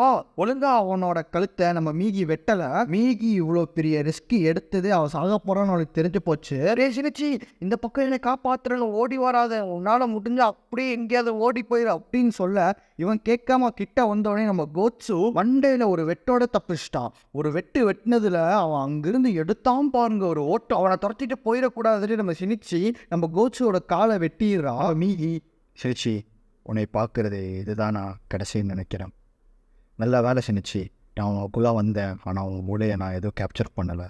நம்ம 2 பேரும் ஒரு நல்ல ஃப்ரெண்ட்ஸாக நல்ல நல்ல மெமரிஸ்லாம் create. Thanks for everything சினிச்சி, என்றும் உன் நினைவுடன் மீகி அப்படின்னு சொல்லிட்டு செத்து போயிடறாங்க. இந்த பக்கம் நம்ம சினிச்சி நம்ம மீகியை காப்பாற்ற முடியல அப்படின்னு சொல்லிட்டு அழுதுகிட்டே தேம்பி அழுதுகிட்டே ஓடி ஸ்லிப்பாகி தண்ணிக்குள்ளே விழுந்துடுறான். அங்கிருந்து தப்பிச்சு மேலே வந்து மீகியை காப்பாற்ற முடியலன்னு சொல்லி தேம்பி அழுக ஆரம்பிக்கிறாங்க. அப்படியே கட் பண்ணால் அவனுக்கு புது ஊருன்றதுனால என்ன பண்ணுறதுன்னே தெரியாமல் ஒரு வீட்டு வழியாக நடந்து போயிட்டு இருக்கும் போது அங்கே இருக்க ஒரு பாட்டிமா டக்குனு கதவை திறந்து, ஐயோ திருட பாட்டி, நான் திருடன் இல்லை பாட்டி, நான் சொல்கிறது கேளுங்க, திருட இல்லை, ஆனால் உங்களை கேட்காம நான் உங்கள் தண்ணி குடிச்சிட்டேன், மற்றபடி நான் வேறு எதுக்காகவும் வரல, சரி நான் போயிட்டு வரேன் அப்படின்னு சொல்லிட்டு அங்கேருந்து கிளம்புறான். நல்ல அடி போல அப்படின்னு அந்த பாட்டிமா கேட்க இவன் டக்குன்னு அவன் கையை தொட்டு பார்க்குறான். டேய், உனக்கு ரொம்ப வருஷமாக கை இல்லைன்னு பார்த்தாலே தெரியுதுறான், நான் அவன் நெத்தியை கேட்குறேன் அப்படின்றப்ப தான் உனக்கு புரியுது. ஓ, அது ஒன்றும் இல்லை, அது ரத்தம் நின்றுச்சு, நான் கிளம்புறேன் அப்படின்னு சொல்கிறான். நான் பார்த்தா திருநா மாதிரிலாம் தெரியல, ஆனால் நல்லா தேம்பி அழுதுருக்கு அப்படின்னு மட்டும் தெரியுது. பேசாமல் உள்ளவா, நான் என்னென்னு பார்க்குறேன் அப்படின்னு சொல்லிட்டு அந்த பாட்டிமா வீட்டுக்கு கூப்பிட்றாங்க. அவனுக்கு ஃபஸ்ட் எய்ட் எல்லாமே முடிச்சுட்டு உட்கார வச்சு சாப்பாடு போடுறாங்க. ரைட் ஹேண்ட் இழந்தான், அதனால் லெஃப்ட் ஹேண்டில் சாப்பிட ரொம்ப கஷ்டப்பட்டுட்டு இருக்கான். சே, பார்த்தீங்களா கைஸ், எவ்வளோ ஒரு ஹியூமனிட்டியான திங் அப்படின்னு யாருனே தெரியாத ஒரு ஸ்ட்ரேஞ்சரை அவன் கஷ்டத்தில் இருக்கான்னு அவங்களுக்கு மனசுக்கு பட்டு அவளை கூப்பிட்டு சாப்பாடுலாம் போட்டுட்ருக்காங்க. அது அன்புக்கு ரொம்ப நன்றி பாட்டி, நான் அப்படியே கிளம்பட்டுமா அப்படின்னு சொல்ல, டேய் நைட் ஆயிடுச்சு, இதுக்கு மேலே ஹோட்டல் நிற்க இருக்காது, இன்றைக்கி ஒரு நாள் இங்கே படு, நாளைக்கு காலையில் கிளம்பிக்க அப்படின்னு சொல்கிறாங்க. ஸோ அப்படியே கட் பண்ணால் நெக்ஸ்ட் டே பாட்டி அவனும் ஷாப்பிங் போயிட்டு திரும்ப வீட்டுக்கு வந்துட்டு இருக்காங்க. அப்போது அந்த பாட்டிமா, யாருனே தெரியல தம்பி, திடீர்னு ஒரு 2-3 நாள் ஊரில் இருக்கிற எல்லா குப்பையும் கொண்டு வந்து எங்கள் கிராமத்தில் கொட்டிக்கிட்டு இருக்கானுங்க அப்படின்னு அவங்ககிட்ட அந்த ஊரோட பிரச்சனையை சொல்லிட்டு தன்னை ஒரு சொந்த மருமகனாகவே ஏற்றுக்கிறாங்க. நம்ம மீகியை இழந்த சினிச்சிக்கு முதல் முறை நீ இன்றி நடக்கிறேன் பிடமாக அப்படின்ற மாதிரி என்ன பண்ணுறதுனே தெரியாமல் அந்த பாட்டிமா கூட கொஞ்ச நாள் அவன் தங்கிடுறான். அவன் கிளம்புறேன்னு சொன்னாலும் அந்த பாட்டிமா அவனை எங்கேயுமே போக விடல, அவன் கூடயே வச்சுக்கிறாங்க. கொஞ்ச நாளுக்கு அப்புறம் எவ்வளோ நாள் தான் நம்ம இப்படியே இருக்கிறது, நம்ம நேராக வீட்டுக்கு போய் நம்ம அப்பா கிட்ட எல்லா உண்மையும் சொல்லிடலாம் அப்படின்னு சொல்லிட்டு முடிவு பண்ணுறான். பட் அன்னைக்கு நைட்டு அவனோட கனவுல ஒரு ஆன்டி உருவம் வந்துட்டு நம்ம சிரிச்சுக்கிட்ட, ஆமா நீ யாரை தேடிக்கிட்டு இருக்க? நானா, நீ என் ஃப்ரெண்டு ஒருத்தங்க காணாமல் போயிட்டாங்க, அவங்கள தான் தேடிக்கிட்டு இருக்க அப்படின்னு சொன்னேன். ஃப்ரெண்டா? அவங்க பேர் என்ன அப்படின்னு கேட்க, அவங்க பேர் மீகி. அவங்க செத்துட்டாங்க, அவங்க சாகல, உயிரோட தான் இருக்காங்க அப்படின்னு அவன் சொன்னதும் இவன் தூக்கத்திலிருந்து எந்திரிச்சிடுறான். அப்படியே அவன் திரும்பி அவன் கையை பார்த்தா கிட்ட இருந்து சிதறி போன அந்த சில செல்ஸ் எல்லாமே திருப்பி உயிர் பெற்று இருக்கு. அப்படியே நெக்ஸ்ட் டே மார்னிங் அந்த பாட்டிமா வீட்டில் ஒரு 4-5 பேர் கேதர் ஆயிடுறானுங்க. எதுக்குன்னு கேட்டா, நம்ம சினிச்சி இந்த ஊருக்கு வந்ததுல இருந்து தான் வெளியிருந்து குப்பையெல்லாம் கொட்ட வரானுங்க, கார் ஆக்சிடென்ட் வர ஆகிருக்கு. அப்போ அந்த பாட்டிமா எப்படி இவன் வந்ததுனால தான் நீங்கள் அப்படி நடக்குதுன்னு சொல்றீங்க அப்படின்னு சொல்லும்போது, டேய் வாடா முன்னாடி அப்படின்னு ஒருத்தனை கூப்பிடுறாங்க. இங்கே பாருங்க, இவன் கழுத்தில் வெட்டு விழுந்திருக்கு, ஏதோ ஒரு ஜந்து தான் இவனை கடிச்சு வச்சிருக்கு அப்படின்னு சொல்கிறான். அது எந்த மாதிரி இருக்கும் தம்பி அப்படின்னு கேட்க பயந்து போனா அவன், அதுக்கு அதுக்கு அதுக்கு 4 கை இருக்கு, அதுக்கு இவ்வளோ பெரிய காலு, அதுக்கு 4 கண்ணு, அப்படியே கை ஃபுல்லாக ஏதோ வெப்பனாக இருக்கு, எல்லாத்தையும் போட்டு அடிச்சு சாகடிச்சு என் ஃப்ரெண்டு கொன்னுருச்சு அப்படின்னு சொல்கிறா. அந்த ஊர் மக்கள் யாருமே நம்பாம நேராக கிரைம் ஸ்பாட்டுக்கு போனால் அந்த உடம்பை பிச்சு வீசியிருக்கான் நம்ம கோட்ஸு. தன்னால தான் இவ்வளோ பெரிய பிரச்சனை நடந்திருக்கு அப்படின்னு சொல்லிட்டு நம்ம சினிச்சி ரொம்ப கில்ட்டில் இருக்கான். அந்த ஊரில் இருக்கவனுங்க நைட்டு அந்த காட்டுக்குள்ளே வேட்டைக்கு போகிறானுங்க, எந்த மிருகம் தான் இந்த மாதிரி பண்ணுச்சு அப்படின்னு சொல்லிட்டு. இந்த இன்ஃபர்மேஷனை நம்ம சினிச்சிக்கிட்ட அந்த பாட்டிமா சொல்ல, இந்த பிரச்சனைக்கு நான் தான் காரணம், எனக்காக ஏகப்பட்ட பேர், எனக்கு தெரிஞ்சவங்க, எனக்கு க்ளோஸாக இருந்தவங்க நிறைய பேர் எனக்காக உயிரை கொடுத்துருக்காங்க. ஆனால் நான் அவங்களுக்கு என்ன பண்ணேன், நான் ஒரு கோலை, நான் இப்படி தான் ஓடி ஓடி எல்லா இடத்துலையும் ஒழிச்சிக்கிட்டு இருக்கேன். எவ்வளோ நாள் தான் நான் இப்படி பயந்தே ஓடிட்டே இருக்கிறது, அதை நான் திருப்பி எதுக்க வேண்டாம், இந்த ஊர் மக்கள் சாகுறாங்க, அதுக்கும் நான் தான் காரணம், இந்த பிரச்சனை எல்லாத்துக்குமே நான் தான் காரணம், அவனை கண்டிப்பாக நான் அழிச்சே ஆகுவேன், என் உயிரை கொடுத்தாவது இந்த நாட்டு மக்களை எல்லாத்தையும் நான் காப்பாற்றுவேன் அப்படின்னு சொல்ல, வைத்தியகாரத்தான் பேசாதடா, உன் கதை என்னன்னா எனக்கு தெரியாது, ஆனால் நீ தப்பிச்சு வந்ததுக்கு ஒரு காரணம் இருக்குது, நீ இப்படி உயிர் பொழைச்சி நீ இப்படியே வாழ ஸ்டார்ட் பண்ணலாம், நினைச்ச மாதிரி ஏதாவது பேசாமல் ஆகிற வேலையை பாரு அப்படின்னு சொல்லிட்டு 2 பேர் நைட்டு தூங்கிடுறாங்க. பட் அந்த பாட்டிமா சொல்கிறத கேட்காம நம்ம சினிச்சி மிட் நைட்லேயே கிளம்பும் போது அந்த பாட்டிமா வந்து, நான் எவ்வளோ சொன்னாலும் நீ கேட்க மாட்டேன், நீ ஒரு முடிவு எடுத்துட்டேன்னு எனக்கு நல்லாவே தெரியும், நீ ஒரு முக்கியமான வேலைக்கு போகிறேன்னு மட்டும் தெரியும், நீ முதல் அடி எடுத்து வச்சனா திரும்பி அந்த அடி எடுத்து வைக்கவே கூடாது, முன்னேறி தான் போகணும், தோக்குறியோ ஜெயிக்கிறியோ அதெல்லாம் பிரச்சனை இல்லை, முதல்ல நீ சண்டை செய், என்ன ஆனாலும் சரி,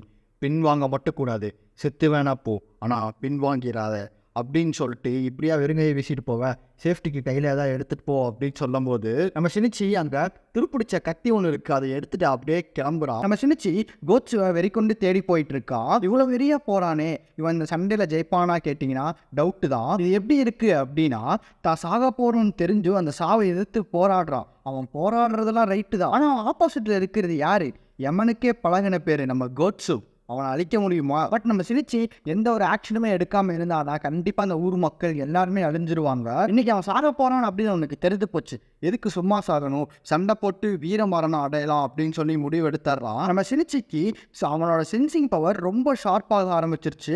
அவன் கோட்டு எங்கே இருக்கா அப்படின்னு சொல்லிட்டு இருக்க இடத்த கண்டுபிடிச்சிட்றான். ஆனால் சினிச்சி மனசுக்குள்ள ஒன்று தோணிக்கிட்டே இருக்கு, என்ன அப்படின்னா, கண்டிப்பாக இன்னைக்கு நம்ம கோட்ஸுவை ரூட் எடுத்துடலாம் அப்படின்னு சொல்லிட்டு அவனுக்கு ஏதோ ஒரு நம்பிக்கை அவனுக்குள்ள இருந்துகிட்டே இருக்கு. அங்க போய் பார்த்தா கோட்ஸு தூங்கிட்டு இருக்கான். கோட்ஸுவோட மொத்த பாராசைட்டோட கண்ட்ரோலுமே நம்ம கோட்ஸுவோட கழுத்துல தான் இருக்கு. தூங்கிட்டு தானே இருக்கான், அவன் கழுத்தை வெட்டலாம் அப்படின்னு சொல்லிட்டு கரெக்டாக கத்தி ஓங்குறான். கோட்ஸு அதை பார்த்துடுறான், இந்த பிளான் ஒர்க் அவுட் ஆகாது அப்படின்னு சொல்லிட்டு டக்குன்னு அவங்க கிட்ட இருந்து தப்பிச்சு போய் ஒரு புதற்குள்ள ஒழிஞ்சுக்கிறான். கோட்ஸு ஒரு பக்கம் இவனை தேட, இந்த பக்கம் நம்ம சினிச்சிக்கு அந்த பாட்டிமா சொன்னதான் அவனுக்கு மனசுக்குள்ள ஓடிக்கிட்டே இருக்கு. அது வழி யோசிச்சாதான் ஒரு வழி கிடைக்கும், அப்படி எந்த ஒரு வழி கிடைக்கலனாலும் பரவாயில்ல, முன் வச்ச காலை பின் வைக்க கூடாது அப்படின்னு அவங்க சொன்னதான் அவன் மனசுக்குள்ள ஓடிட்டே இருக்கு. அப்போ அவனுக்கு ஒரு ஐடியா கிடைக்குது. அவனோட கழுத்து பகுதியை ஆழமா காயம் பண்ணிட்டான், அவனை கொல்றது ஈஸி அப்படின்னு நினைச்சிட்டு ஒரு கட்டையை உடைச்சிட்டு நேராக மரத்துக்கு மேலே போயிடுறான். கரெக்டாக கோட்ஸு இவனை தேடி வந்துட்டு இருக்கும் போது மேல இருந்து கழுத்துல இறக்கலாம்னு சொல்லி குதிக்கும் போது கரெக்டாக அவனை பிடிச்சிடுறான். கீழே போட்டு நம்ம சிலிச்சி கிட்ட போய், போன வராதண்டா நீ மிஸ் ஆயிட்ட, ஆனா இந்த தடவை நீ மிஸ்ஸே ஆக மாட்டடா அப்படின்னு சொல்றான். டக்குன்னு இவன் எந்திரிச்சு, இங்க இருக்க மிகி, வெளிவா மிகி, மிகி சீக்கிரமா மிகி அப்படின்னு சொல்லிட்டு இவன் இந்த சைடு கத்திட்டு இருக்கும் போது, யாரை பத்தி பேசிட்டு இருக்க, ஓ ரைட் ஹேண்டை பத்தி பேசிட்டு இருக்கியா, அவன்லாம் இங்க கிடையாது, நான் தான், வாடா சண்டைக்கு அப்படின்னு கூப்பிடுறான். ஐடியை கொன்னுட்டியாடா அப்படின்னு சொல்லிட்டு செம்ம டென்ஷன் ஆகி நம்ம சினிச்சு நேராக போய் கோட்ஸு நெஞ்சமானே ஒரு குத்துறான். நீங்களே சொல்லுங்க, ஒரு எறும்பு யானையை கடிச்சா யானைக்கு வலிக்கும், நீதான் எந்த தைரியத்தில் சண்டைக்கு வர அப்படின்னு சொல்லிட்டு கோட்ஸு கையை மட்டைக்கு ஒரு குத்து இங்கிருந்து பறந்து போறான் பக்கத்து ஊருக்கு. வாய் மூக்குன்னு அவனுக்கு எல்லா பக்கத்துலேருந்து ரத்தம் வெளியே கொட்ட ஆரம்பிக்குது. உனக்கு தெரிஞ்சு போச்சு, இந்த குப்பையில தான் நம்ம சாக போறோம் அப்படின்னு நினைச்சிட்டு ரெடி ஆகுறான். அப்போ கோட்ஸு வந்து, என்ன படைச்ச தம்மியா அப்படி செத்து போனான்னு தெரியல, ஆனால் ஒரு ஹியூமன் இன்னை எதுக்குது அப்படின்னு சொல்லிட்டு அவன் நினச்சானா, என்னை படைச்சதுக்கே கேவலம் அப்படின்னு நினச்சி அவன் நினச்சிருப்பான். அவன் சீக்கிரம் அங்கேருந்து தப்பிக்கிறதுக்கு ஏதாவது யோசிக்கணும் அப்படின்னு நினச்சிட்டு இருக்கும்போது அவன் மனசுக்குள்ளே ஃபுல்லாமே சாக போகிறோன்ற ஒரு எண்ணம் தான் ஓடிட்டு இருக்கு. அப்போ இவன் தம்யா அப்படின்னு சொன்னதும் அப்போ தான் நம்ம சினிச்சிக்கு ஒரு ஐடியாவே கிளிக் ஆகுது. கிழக்காவா பில்டிங்கில் சண்டை போடும்போது அவன் இடுப்பில் காயம் ஆகியிருக்கும். சரி, எப்படியும் அவன் குப்பை மேடில் தான் சாக போகிறான்னு முடிவாயிருச்சு. சாக போடுறதுக்கு முன்னாடியாவது அட்லீஸ்ட் அவனோட இடுப்பில் ஒரு குத்தி இறக்கிட்டாவது செத்து போயிடலாம் அப்படின்னு நினச்சிட்டு அந்த குப்பையிலிருந்து ஒரு கம்பி எடுத்து நேராக கோட்ஸோட இடுப்பில் ஒரு ஏற்றிட்டு அங்கிருந்து திருச்சிடுறான். அவன் குத்துனதில் நம்ம கோட்ஸுக்கு காயமாகிருச்சு. அங்கிருந்து அவனுக்கு ரத்தம் பீச்சிக்கிட்டு வருது. டென்ஷன் தலைக்கேறிய நம்ம கோட்ஸு இவனை சும்மாவே விடக்கூடாதுரா அப்படின்னு நினச்சிட்டு நேராக மரத்தை இருத்தனும் வெட்டி வீசிட்டு அவன் கிட்ட போய் என்னன்னா சும்மா விடவே கூடாதா அப்படின்னு சொல்லிட்டு கரெக்டாக அட்டாக் பண்ண வரும்போது நம்ம சினிச்சிக்கு தெரிஞ்சிருச்சு இதோட அவன் கதை முடிஞ்சுது, அவ்வளோதான் அப்படின்னு சொல்லிட்டு கண்ணை மூடி சரி லெஃப்ட் சைடு தானே வருது அப்படின்னு சொல்லிட்டு லெஃப்ட் சைடாக அவன் திரும்புகிறான். கரெக்டாக அவன் அட்டாக் பண்ண வரும்போது நம்ம சினிச்சிக்குள்ள செதறி கிடந்த மீதி நக்கு அந்த அட்டாக்கை தடுத்த உடனே அந்த இடத்துல ஒரு ஷாக்கு மாதிரி உண்டாகி கோச்சுக்குள்ள இருந்த மீதி பிச்சுக்கிட்டு வெளியே வந்து நம்ம சினிச்சியோட இணைஞ்சிட்றா. நம்ம கோட்ஸு ஒரே ஷாக்காக பார்க்குறான். எப்படி இது வாய்ப்பே இல்லையா அப்படின்னு நினச்சிட்டு இருக்கான். அவனோட உடம்பு தான் சொல்கிற பேச்சு எதையுமே கேட்க மாட்டேங்குது. மீகி தப்பிச்ச மாதிரி அவனுக்குள்ள இருக்க ஒரு பாராசைட் டப்புன்னு அங்கிருந்து வெடிச்சிருது. இதுதான் கரெக்டான சான்ஸ் அப்படின்னு சொல்லிட்டு நம்ம மீகியும் போய் அவன் முதுகு பின்னாடி ஒரு வெட்டுறான். விட்டுச்சு சதறிட்டான் நம்ம கோட்ஸு. இது எப்படி ஆயிருக்கு அப்படின்னா நம்ம சினிச்சி குப்பையிலிருந்து எடுத்து குத்துன கம்பி அந்த குப்பையிலே ஊறி போனதுனால அது பயங்கர பவர்ஃபுல் விஷமாக மாறிடுச்சு. தன்னோட உடம்புக்குள்ள விஷம் ஏறினதுனால தன்னோட உயிருக்கே பெரிய ஆபத்து வந்துருச்சு அப்படின்னு நினச்சிட்டு மற்ற பேராசைட் எல்லாமே அவன் உடம்பு விட்டு வெளியே வர ட்ரை பண்ணியிருக்கு. அந்த ஒரு ரீசன்னால தான் நம்ம சினிச்சி இப்போ உயிர் தப்பிச்சிருக்கா.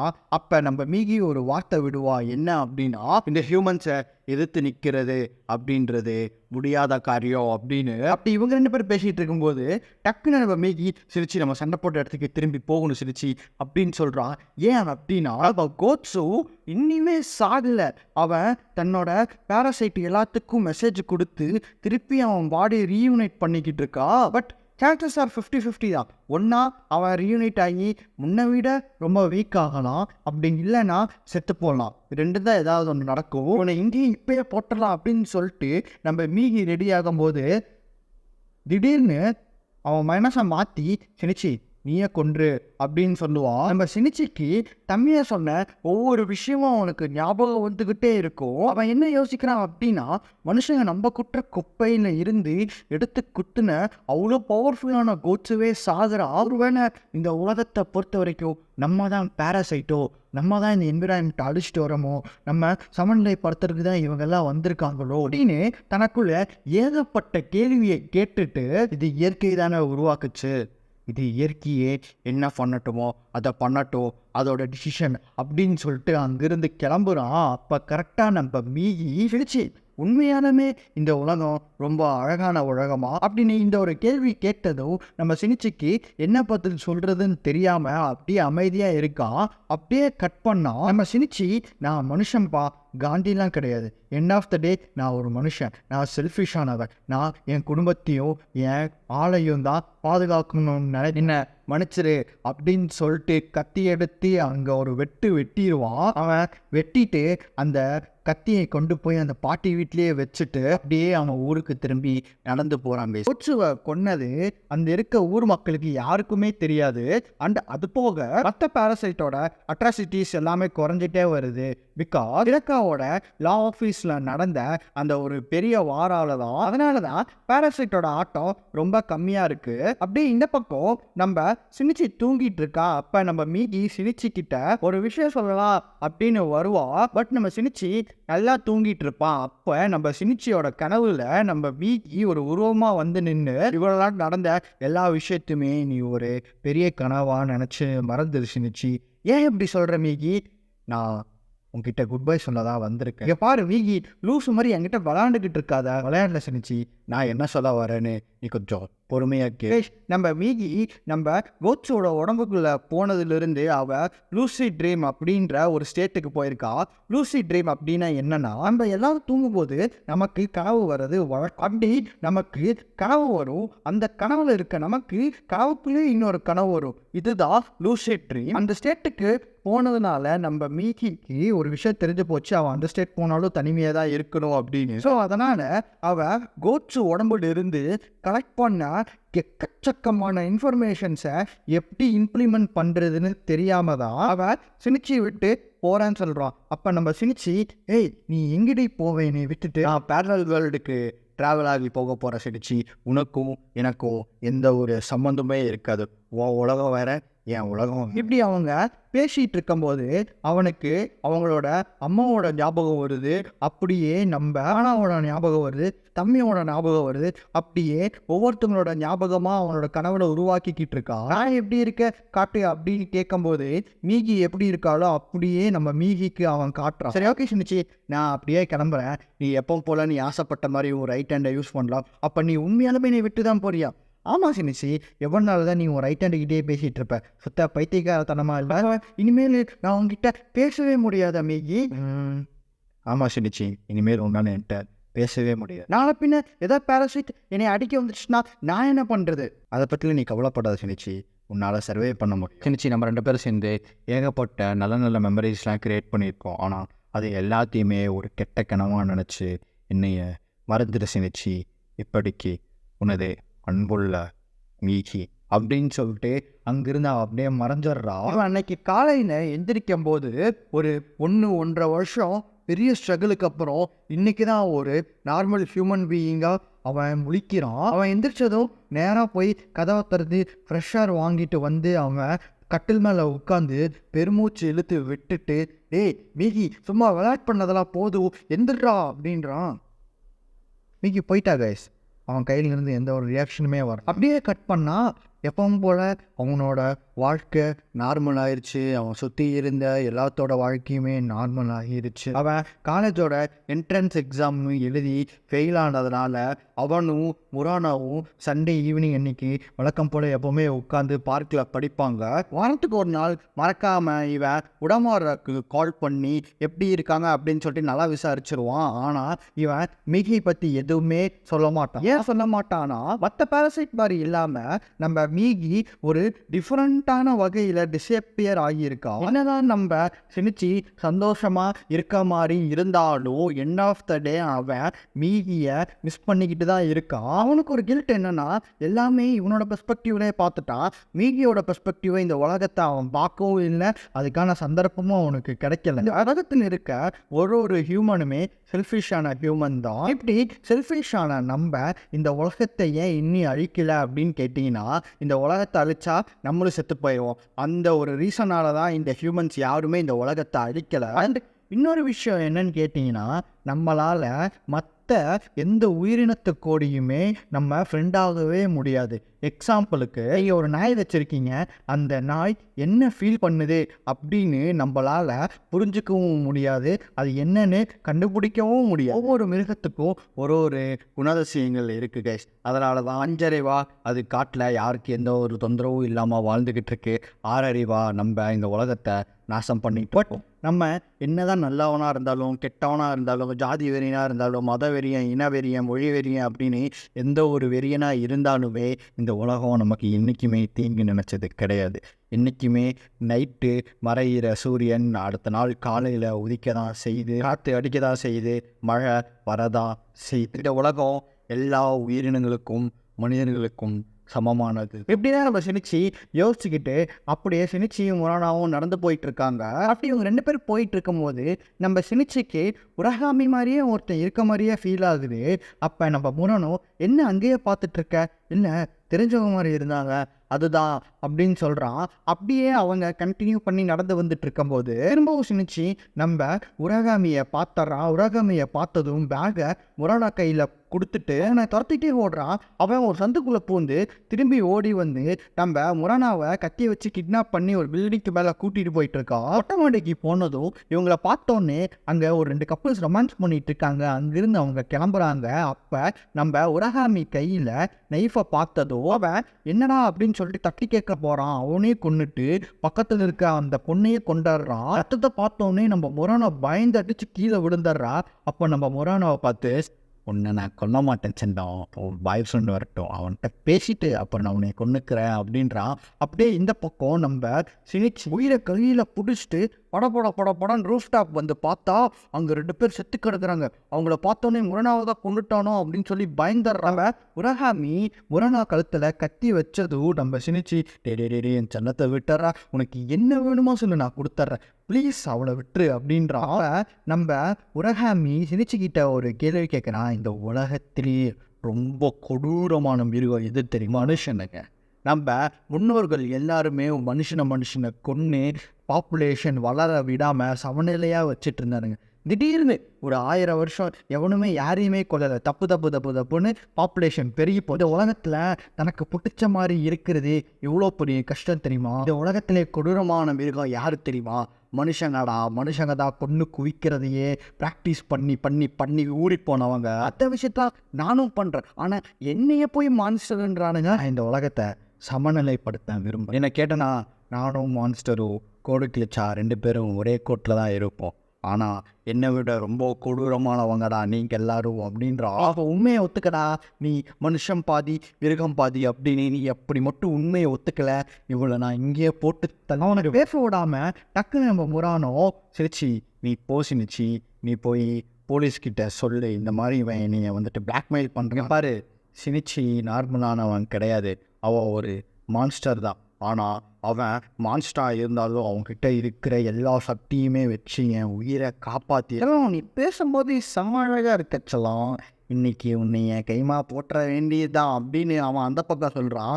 அப்போ நம்ம முரானோ பற்றி சிரிச்சி நீ மாறினதும் என்னால் உன்னை புரிஞ்சிக்கவே முடியாதுன்னு நினச்சேன், நான் உனக்கு கிடைக்க மாட்டேன் அப்படின்னு நான் நினச்சிக்கிட்டு இருந்தேன். ஆனால் அது எல்லாமே போய் நீ நிரூபிச்சிட்ட சினிச்சி ஐ லவ் யூ அப்படின்ற வார்த்தையை கேட்டதும் எங்கேருந்து சினிச்சிக்கு தைரியம் வந்ததுலாம் தெரில. டே ஆமாண்டா அப்படிதான்டா அப்படின்னு சொல்லிட்டு உரானாவை எப்படியாவது அவங்ககிட்ட இருந்து காப்பாற்றுன்னு சொல்லி ஸ்பீடாக ஓடி போய் நம்ம உரகாமி மூஞ்சியில் ஒரு குத்துறா. உரகாமி அவன் கையில் இருந்த நைஃபை எடுத்து நம்ம சினிச்சி கையிலே ஏற்றிட்டு நம்ம முரானாவை அங்கேருந்து கீழே சினிச்சு ஓடி பிடிக்கலான்னு போகும்போது பிடிக்க முடியாமல் போயிடுது. அப்போ நம்ம சினிச்சி முட்டி போட்டு ரொம்ப ஃபீல் பண்ணி அழுக ஆரம்பிக்கிறோம். எனக்கு மட்டும் ஏன் இப்படிலாம் நடக்குது, எனக்கு மட்டும் ஏன் நான் பிடிச்சவங்க எல்லாருமே என்னை விட்டு போகிறாங்க அப்படின்னு சொல்லிட்டு அழுதுட்டுருக்கான். அப்படியே கட் பண்ணால் அவனோட கனவுல நினச்சப்பருன்னே இப்படி தான்டா. அவனுங்களுக்கு உலகத்தில் நல்ல நேரங்கள் நிறையா இருக்கும், அந்த நேரத்தில் எதுவுமே சரியாக செய்ய மாட்டானுங்க. ஆனால் சில டைம் அதே நேரத்தில் சில பேர்த்தோட உயிரை காப்பாற்றுவானுங்க. நம்ம சினிச்சுக்கு ஒன்றுமே புரியல. என்ன நீ சொல்கிற? டேய் எவ்வளோ நேரம் தான் கை வலிக்குதுரா அப்படின்றா. அப்போ தான் அவன் முடிச்சு பார்க்குறான். நம்ம முரானாவை கையை அவன் பிடிச்சிருக்கான். அப்புறம் தூக்கி அவளை மேலே போட்டதுக்கப்புறம் தான் அவளுக்கு ஒரு நிம்மதியே உன்னை காப்பாற்றிட்டேன் அப்படின்னு நினச்சிட்டு அவகிட்ட முரானோ அன்னைக்கு நாயை தூக்கிட்டு போய் நான் குப்பை தொட்டியில் போட்டேன்ல, அது சும்மா தான் போட்டேன், அதுக்கப்புறம் அந்த நாயை கொண்டு போய் புதைச்சிட்டேன், எனக்கு தெரியும் சினிச்சி அப்படிப்பட்ட ஆள் இல்லை அப்படின்னு சொல்லிட்டு அவங்களுக்குள்ள அப்படியே லவ் டாக்ஸ் போய் இந்த சம்பவத்துக்கு அப்புறம் கீழே இருந்து ஆளுங்கள்லாம் மேலே வந்து ஐயோ 3 பேர் செத்து கிடக்குறாங்க அப்படின்னு நம்ம சினிச்சியும் முரானாவும் செத்து போயிட்டாங்க அப்படின்னு சொல்லி நினச்சிட்டு இருக்காங்க. அப்போ இவங்க 2 பேரும் அதை சொல்லி சிரிஞ்ச காதலோட அப்படியே இந்த மொத்த பார்ட்டோட சீரீஸையும் நான் இந்த இடத்துல முடிச்சுக்கிறேன். ஸோ இதிலிருந்து என்ன சொல்ல வராங்க அப்படின்னா, இந்த உலகம் எல்லாத்துக்கும் சமமாக யாரு மற்றவங்களை பற்றிலாம் கவலைப்படணும் அவசியமே கிடையாது. நம்ம தலை சொல்கிற மாதிரி தான் வாழ அண்ட் அது கூட அன்பே சிவம் படத்தில் வர மாதிரி இவங்க பழப்ப கெடுக்க மாட்டேன் பொழைச்சி போங்க அப்படின்ற கமலோட ஆட்டிடியூடு கொஞ்சம் ஆட் பண்ணிக்கிட்டீங்கன்னா இனிமேல் பியூட்டிஃபுல்லாக இருக்கும் கைஸ். ஸோ இதே மாதிரி ஒரு நல்ல இன்ட்ரெஸ்டிங் அனிமியோட உங்களை நான் அடுத்த வீடியோவில் வந்து சந்திக்கிறேன். அது வரைக்கும் உங்களிடம் இந்த வீடியோ பெறுகிறேன். நன்றி, வணக்கம்.